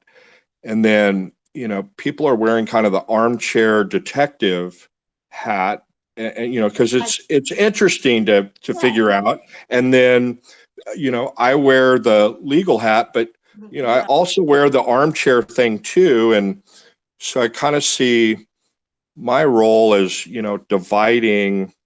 You know, people are like, well, why aren't we taking the armchair detective thing, the interesting things? Why isn't that in the legal process? And it's exactly the same. You know, why aren't certain, you know, why is she going for this type of forensic testing or that forensic testing? And that's what, you know, you've been able to help us explain. So how solid do we think that whatever the FBI received and they tested, and they did that report on Q1, that is from that bone, whatever it is from a relative of Teresa's mother? I mean, is it a good test in terms of what the report says? And you know, there was an anomaly that they found on there, like a. It's called heteroplasmy, and we'll talk about that in the MT DNA. Good. Okay, great. The DNA one. That was one of the three questions I had, and certainly, yeah, we want to cover that. But you know, and then how could they look at these 35 plus bones that they got later on, and then they said, due to the condition of the submitted Q11, 12, 13, 14 through 14.8 and 15 through 45. So we got 35 plus 31 fragments. Due to the condition, no mtDNA examinations were conducted. So somebody they can just look at it and eyeball it, and that's acceptable. That they just say, oh, Oh no, I assume they probably tried to extract the DNA, but they just couldn't get any. they said no mtDNA examination due to the condition. Right. No examinations were conducted. Right. Well, you're right. We don't know exactly what they did, but they may have tried to extract some DNA and then they just Okay. couldn't extract any, or maybe they did just look at it and say, this is worthless, because it's interesting. I was looking at, there's two really good, if you look into the research, well, just because a lot of mtDNA work has been done by the military with soldiers and with disasters and missing persons. So AFDO, which is the Armed Forces Defense Lab, the military lab, has done a lot, and they're actually the one part of the military I like. They've done a lot of really good work, and they do all blind testing with mitochondrial DNA. And they work with a private lab called Mitotyping, which I think is one of the best mitochondrial DNA labs in the country. And so I'm thinking, like, I don't know, that would be kind of a interesting place for someone like Zellner. But again, I don't know. I don't know what she knows. I'm not an expert. But now they require to do for a crib to take on. I was just reading their I just went on their website just to see what people do, and to take on. So they take criminal cases, privately. They'll go privately. You can pay them to examine your evidence. They require, for a criminal burning case, which is what this would fall into, they require an anatomically recognizable bone. In other words, so that's kind of vague. Yeah, but okay, so what does that mean? Because like you were saying, Eisenberg's looking at these tiny pieces, right? They and require saying that's a female pelvis, yeah, between 20 and 30 years old. Now, I'm not saying they can't do that, but well, I am. I mean, I'm like, okay. I'm not either, but I'm saying that I'm not saying they can't either, but I'm saying that between you and I think, and us here, forensic anthropology is a little bit art and a little bit science, and sometimes, how can I say, I don't I think a lot art, yeah. I mean, I don't think they're, how can I, well, it's like that the report that the National Academy of Sciences did so much with, it's not so much that the experts are lying, let's say, but they exaggerate maybe, or yeah, I mean, can you really say, I mean, look at those pictures of that stuff. It looks like garden mulch, half of it. I mean, again, I know photographs aren't exactly the same as the real thing, but and maybe there were some fragments that were,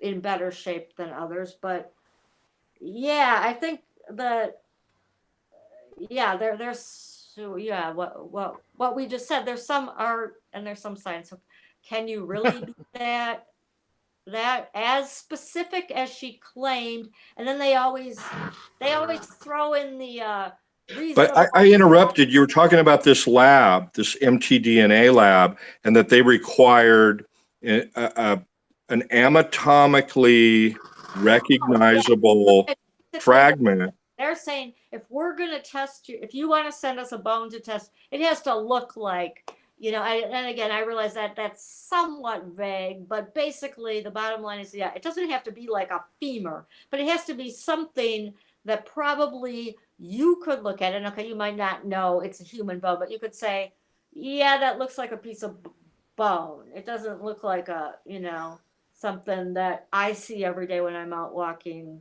the real Scooby, anyway, that's their criteria. In other words, in their experience, if they're going to get some good results and you're going to pay them, probably a fair amount of money to examine your evidence, they're saying right off the bat, well, it shouldn't look at least this good, otherwise we're probably not going to get you good results. Right. And again, I'm sure they look at individual cases. But then there's also this company online that will test your urn to see if grandma really is dead. So Right. there is, seriously, yeah. Well, I can imagine. Yeah. 'Cause, Well, yeah, there's all these scandals, that they're doing, so group cremations, and there have been several cases in Texas about really, mixing up the bodies, and now but that's something legitimate, because right. in prior talks you've given earlier in the year and whatnot, I may have misunderstood, but I thought if cremated remains, there's just nothing to test. That Well, could you? sometimes there is because Okay, it's rare, but well, I assume I don't know what their success rate I is, would but say well done, well done. yeah, the fact Not that rare. God. the fact that these companies are in business, I guess, leads me to think I guess they must somehow get results. But people will say in their urns, there's often chunks of bone because they put you through people don't just, I mean, I don't know if people know this, but you don't just burn to dust. When you take the body, because of these minerals and the inorganic, ideally, if you've done your cremation correctly, you've burned away all of the organic matter, which would include the DNA, all the carbon, and all you have left are the minerals. And so when you pull the body out of the oven, it's will look like, until you touch it's a skeleton in white, if it's totally calcined. So then they sort of take it through like a food processor to grind it up into what's given to the loved A ones. food processor, eh? Cuisinart? Anyway. I don't know what brand they use. I don't. But yeah, that's what it's described as. So, but so I guess sometimes, and I've heard people have actually, I've heard people have told me this, that anecdotally, that yes, they have seen like chunks if you look. So sometimes, depending on how good the grinding was, I guess you do have some chunks of bone. So I guess if Charlotte's seen chunks, yeah, people like it's not uncommon, I guess, to have chunks in your urn. Now, so I guess if by chance, someone didn't get cooked long enough or hot enough, maybe there was a little piece that survived the oven and that they. Hey, you got 100 to 1,000 mitochondria, and then each one of those yielding 100 profiles. So, hey, Yeah, you never know. yeah. Oh, yeah, you're going to get mitochondrial. I'm sure yeah, and they're doing these urn testing people, I'm sure, are doing mitochondrial DNA, right? Because they match you to match So that's what they do. So right, if you get luck, you could. Like I said, I don't know. I haven't not looked into any of these companies, or again, it's always hard when you go to private companies. Like, what are your results? I don't know. Right? Was there anything in the I don't even know. But was there anything in the reply regarding the bones or DNA, or the testing that they're proposing, that jumped out at you as either this is way off base, or this is interesting, or aside from the legal part of it, was there? in the thing that we are reviewing tonight, Yeah, yeah, I have a favorite part. Can I? yeah, I'd love to hear that. Okay, on page I've shared. I love this because it's on page 42, kind of in the middle, and it's where, and this I think is I love this part because it brings it full circle, it pulls in another topic in this case, where Dr. Selden is talking about the coroner in California who dealt with the campfire cases, and she's basically giving her testimonial, about how helpful his results were. And she says, 3 months later, 87% of the families touched by this horrendous event had closure. Instead of being told, they had to be patient and wait longer for testing to be completed and the death certificate issued. That's the line. Because what happened in this case? Right. They're Right. patient waiting for the testing to be completed before a death certificate was completed. No. What was done first? Does that mean anything? I don't know. Is it interesting? Yes. Is it the way things usually happen? No, because families have to wait patiently while all of the testing is completed before the death certificate is done. Right. Rest my case, counselor. Something's fishy about that death certificate. That was my favorite part. My favorite part was, I'm looking for it. Actually, I have a screenshot of it.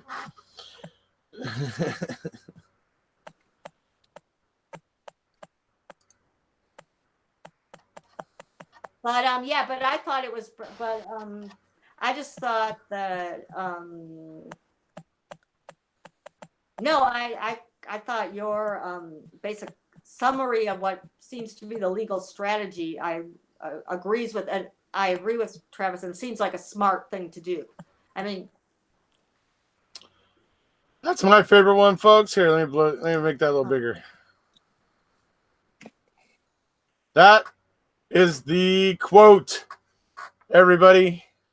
That's really, to me, probably the most brilliant line in the reply right there, pointing out that Mr. Fallon and Mr. Gahn's arguments is that they reawakened the Halbach's family's grief in 2011 to give them animal bones. So, love it. Hitting them right where it hurts, because that's what they did. So Yeah, I'm going to go ahead and play. That jumped out, yeah. I'm going to go ahead and play this. Join us for MAM-a-thon, folks. so impressive. Oh, wait. Hold on. You guys can't hear it, I imagine, right? No. Let me, hold on. Let me fix Those that. are really great. Now, who did those for you? Tracy's daughter, Fenn, and Falcon Apata. Wow. They're Join us on YouTube starting April 26th for a 48-hour Making a Murderer telethon. We will be discussing I can. awareness for the cause, promoting the justice rally taking place on June 15th, and most importantly, raising money for Stephen Avery and Brendan Dassey's canteens. Join hosts Erekose on Making a Murderer, Allie Apperson, Tracy Strunzi, and Paul Capaldi for engaging conversation, discussion of new developments, and analysis of just what the heck is in all these legal documents. We even have some surprise special guests lined up, so catch up on your sleep now because you won't want to miss 1 minute. For more information, see our event page on Facebook. Just go to bit.ly/mamathon. That's bit.ly/MAMATHON. You can also visit us on Twitter. We can't wait to see you there. Wow, that's so good, man. Doesn't it look? It looks like a real TV show. Yeah. Here, how about this one? This one's pretty good too.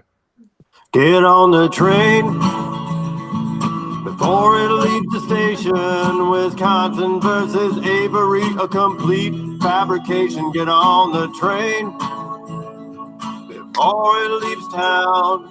The truth train coming, gonna run them down. Get on the train.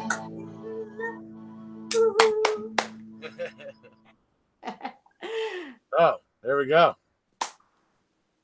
Them be the promos. Those are great. Mm-hmm. I like that one too, Stacy.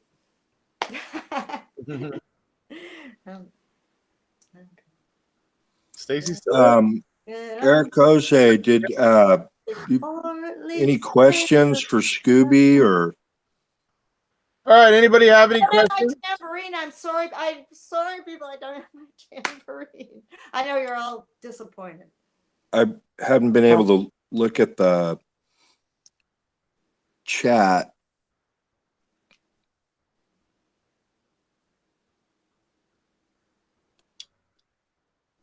Travis, Court of Appeals can still order her to have a hearing on the CD, correct? When the appeal gets going?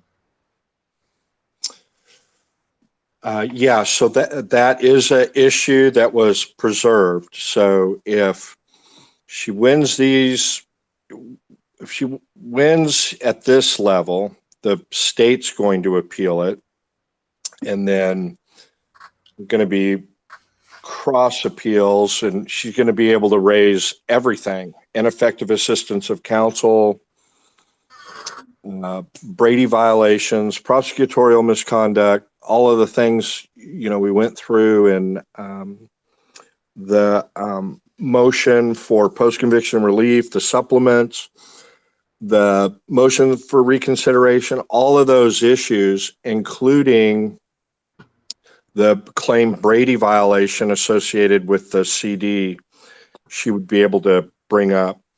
Then the Court of Appeals may agree with her on one or two or three or four of those issues and say, you should have had an evidentiary hearing on this, and then it's going to go back to the circuit court, may go to a different circuit court. It just kind of depends. And that'll get, that'll get fleshed out, presumably in an evidentiary hearing, and then a decision made, and then it'll go back up to the Court of Appeals. Ultimately, all of the issues will get dealt with and decided, and then whoever feels like they lost will try and get the Wisconsin Court of Appeals to review it. They may or may not review it, and then it'll be done at that point, and either headed for a new trial or denied, but hopefully a new trial. And up until this point, it's just been thoroughly frustrated, stalled by the state and the judge's acquiescence to the state's position, no evidentiary hearing. So to tie this in with things that Scooby's discussed tonight that are interesting, and the way they either were dealt with or not dealt with at the time of the trial,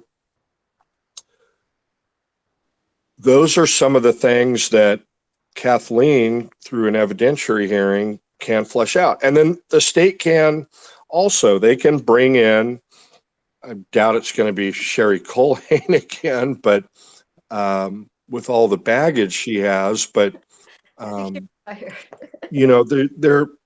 they might bring in somebody from the FBI or someone else at the state crime lab to say, Zellner's experts are all wet on this, and they'll fight it out in the testimony, and then the judge will presumably make a decision on which position they believe. They'll make what we call findings of fact and conclusions of law, and then the Court of Appeals would be able to look at that.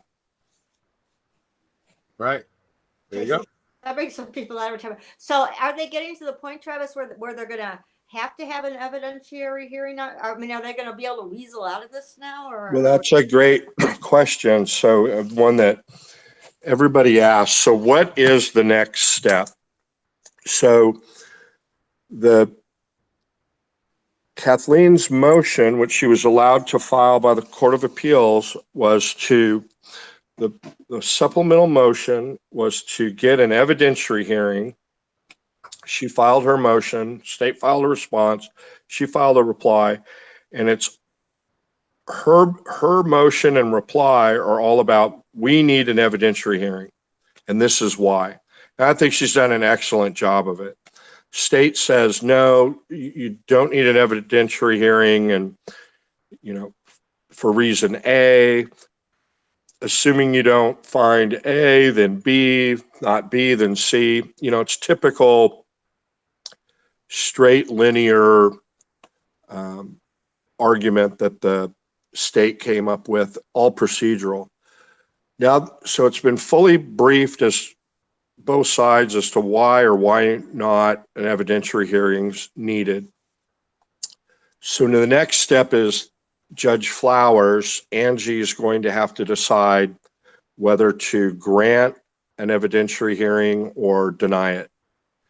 And she's got 60 days to decide that, or she could do an automatic request for an extension. It's not even a request, it's a notification to the chief judge that she's going to take longer. But the next step essentially is Judge Flowers has to decide whether she wants to grant an evidentiary hearing or not. And if an evidentiary hearing is granted, it's going to be on the issue of whether the state violated the tenets of Youngblood and or the evidence preservation statute. Right. All right. Let's see if there's any other questions here.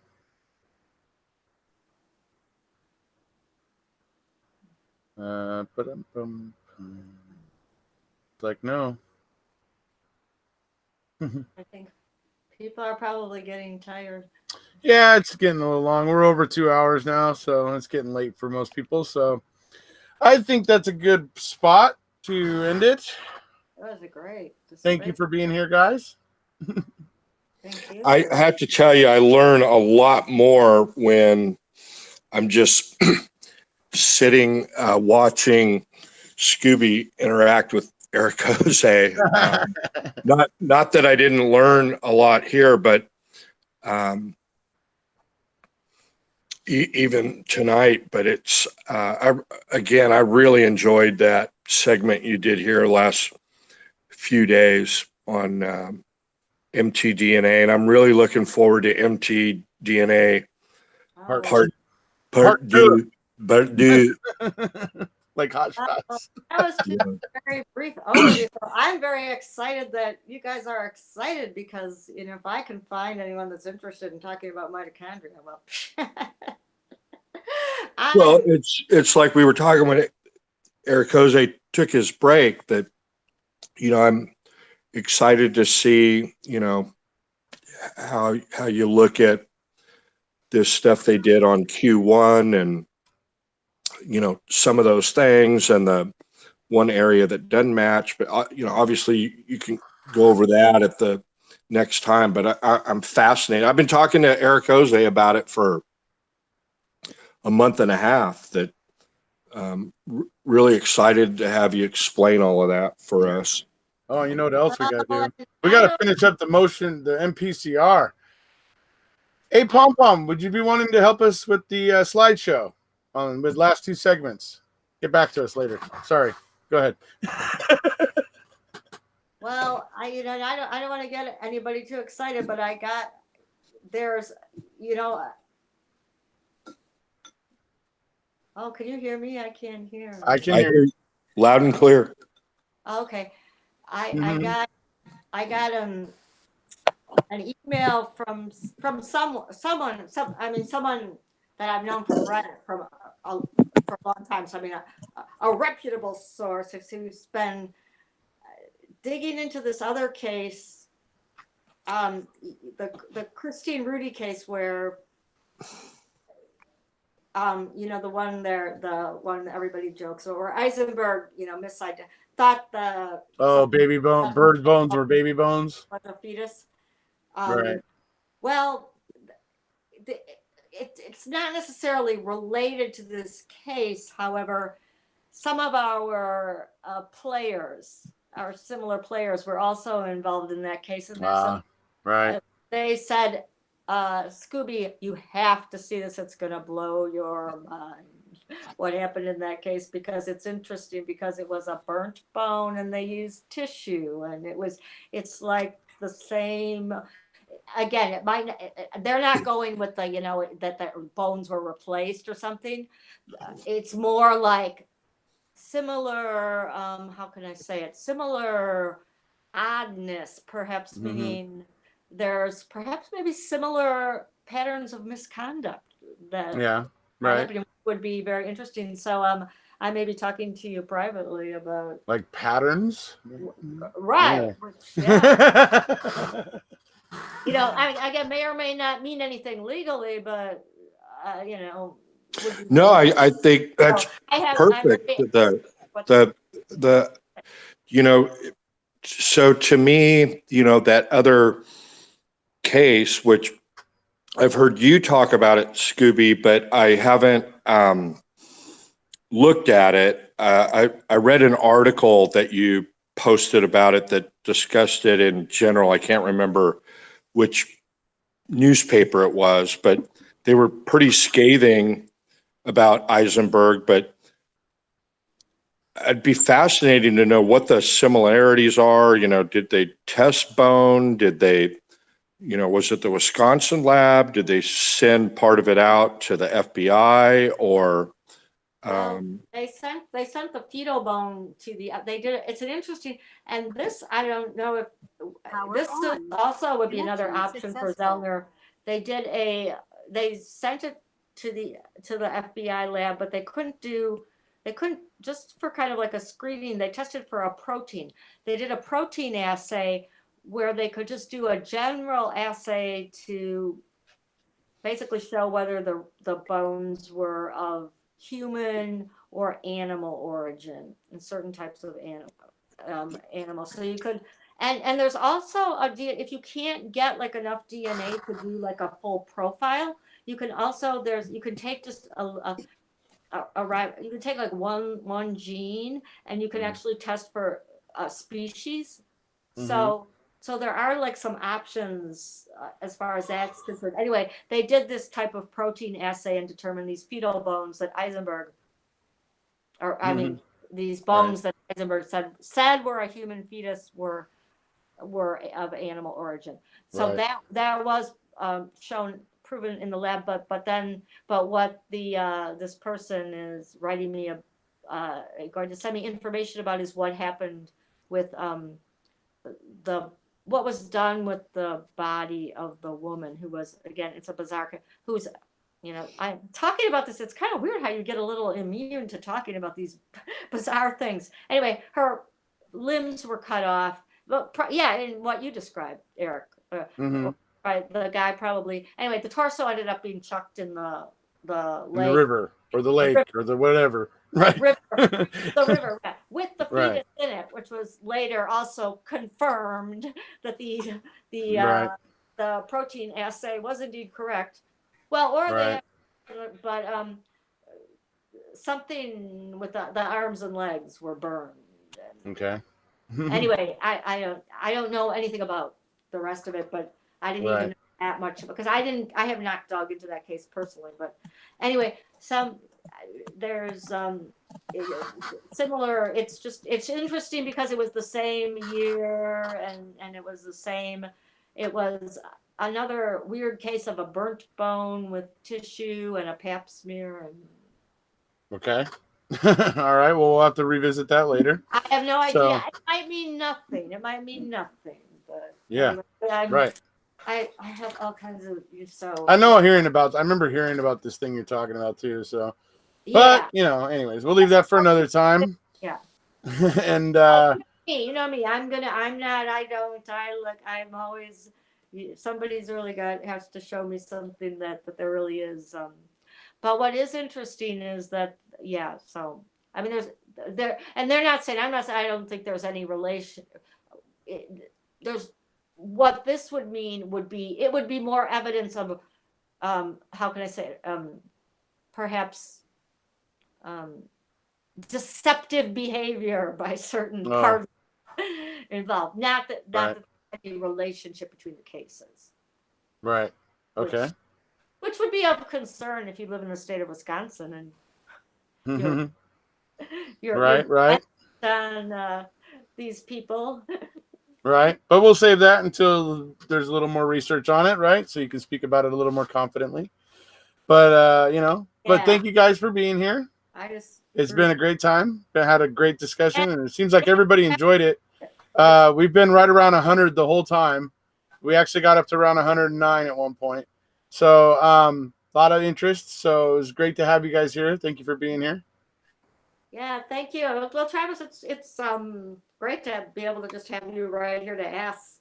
Did we lose Travis? No, I'm right here. Okay. I'm listening. Yeah. Thanks for inviting me on. Ditto. My night, it was supposed to be the legal night, but I know that one night you guys were talking, and then I know there's DNA related stuff intertwined in here. Intertwined. Yes, indeed. Tired bones. Yeah, just right on. So I made sure that I was upright tonight. Right on. Thank you. And I'm glad I did, because I had a great time. It was a fun. Oh, it was a blast. Thank you guys for being here. It's very interesting. Everyone in the audience for all the comments and questions, and we're gonna go ahead and let Stacy take us out. So if you haven't already, folks, please hit subscribe, and we'll see ya. And remember, MAMathon, end of this month, starts on April 26th, Friday night, 7 Pacific, 9 Central, 10 Eastern time. So it's going to start with me on my channel here. I will go for 4 hours, then it will move to Allie, then it will move to Tracy, then it will move to Paul, and then back and round we go. So that's what it's going to be like, folks. We'll have a schedule posted over on the Twitter or on the Facebook event page. So check those out, and here we go. Good night, Andy. It's so good to see you. Bye-bye. Thanks, everybody. Hi, Travis. Thank you.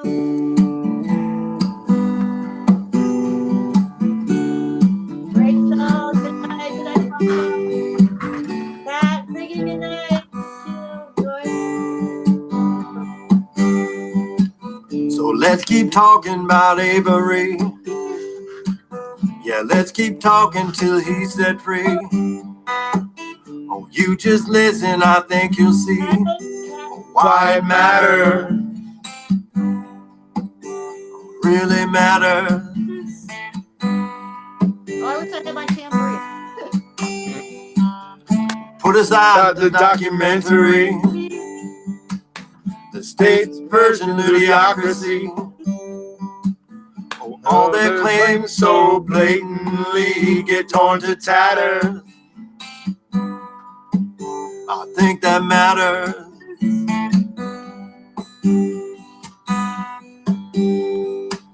I bet you heard about hood latch sweats, but maybe you ain't heard this yet.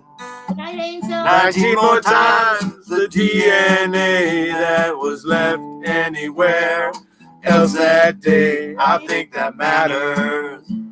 I really do. I think it matters.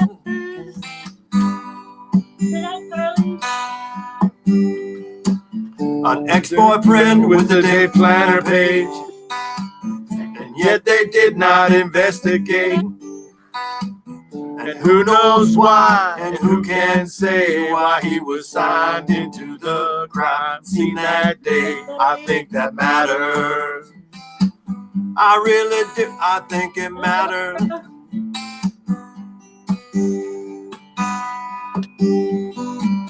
How about the barrel that once was seized, but then returned to the Averys? The bones were found, the next day, but not one photograph exists of where they lay. I think that matters. I really do. I think it matters. I could go on listing things off. 80 more things. Finn! I just keep on singing these songs till every freedom rings. I said it matters. It really, I know it matters. it could be you, I think it matters. It could be me, I know it matters. Work with Casey, it matters. I said it matters. Oh, I can't wait till we have our Really matters.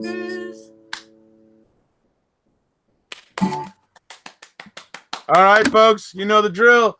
Please hit subscribe if you haven't done so already, and we will see you next time. Looking forward to it. Remember, MAMathon, end of the month. We'll see you guys.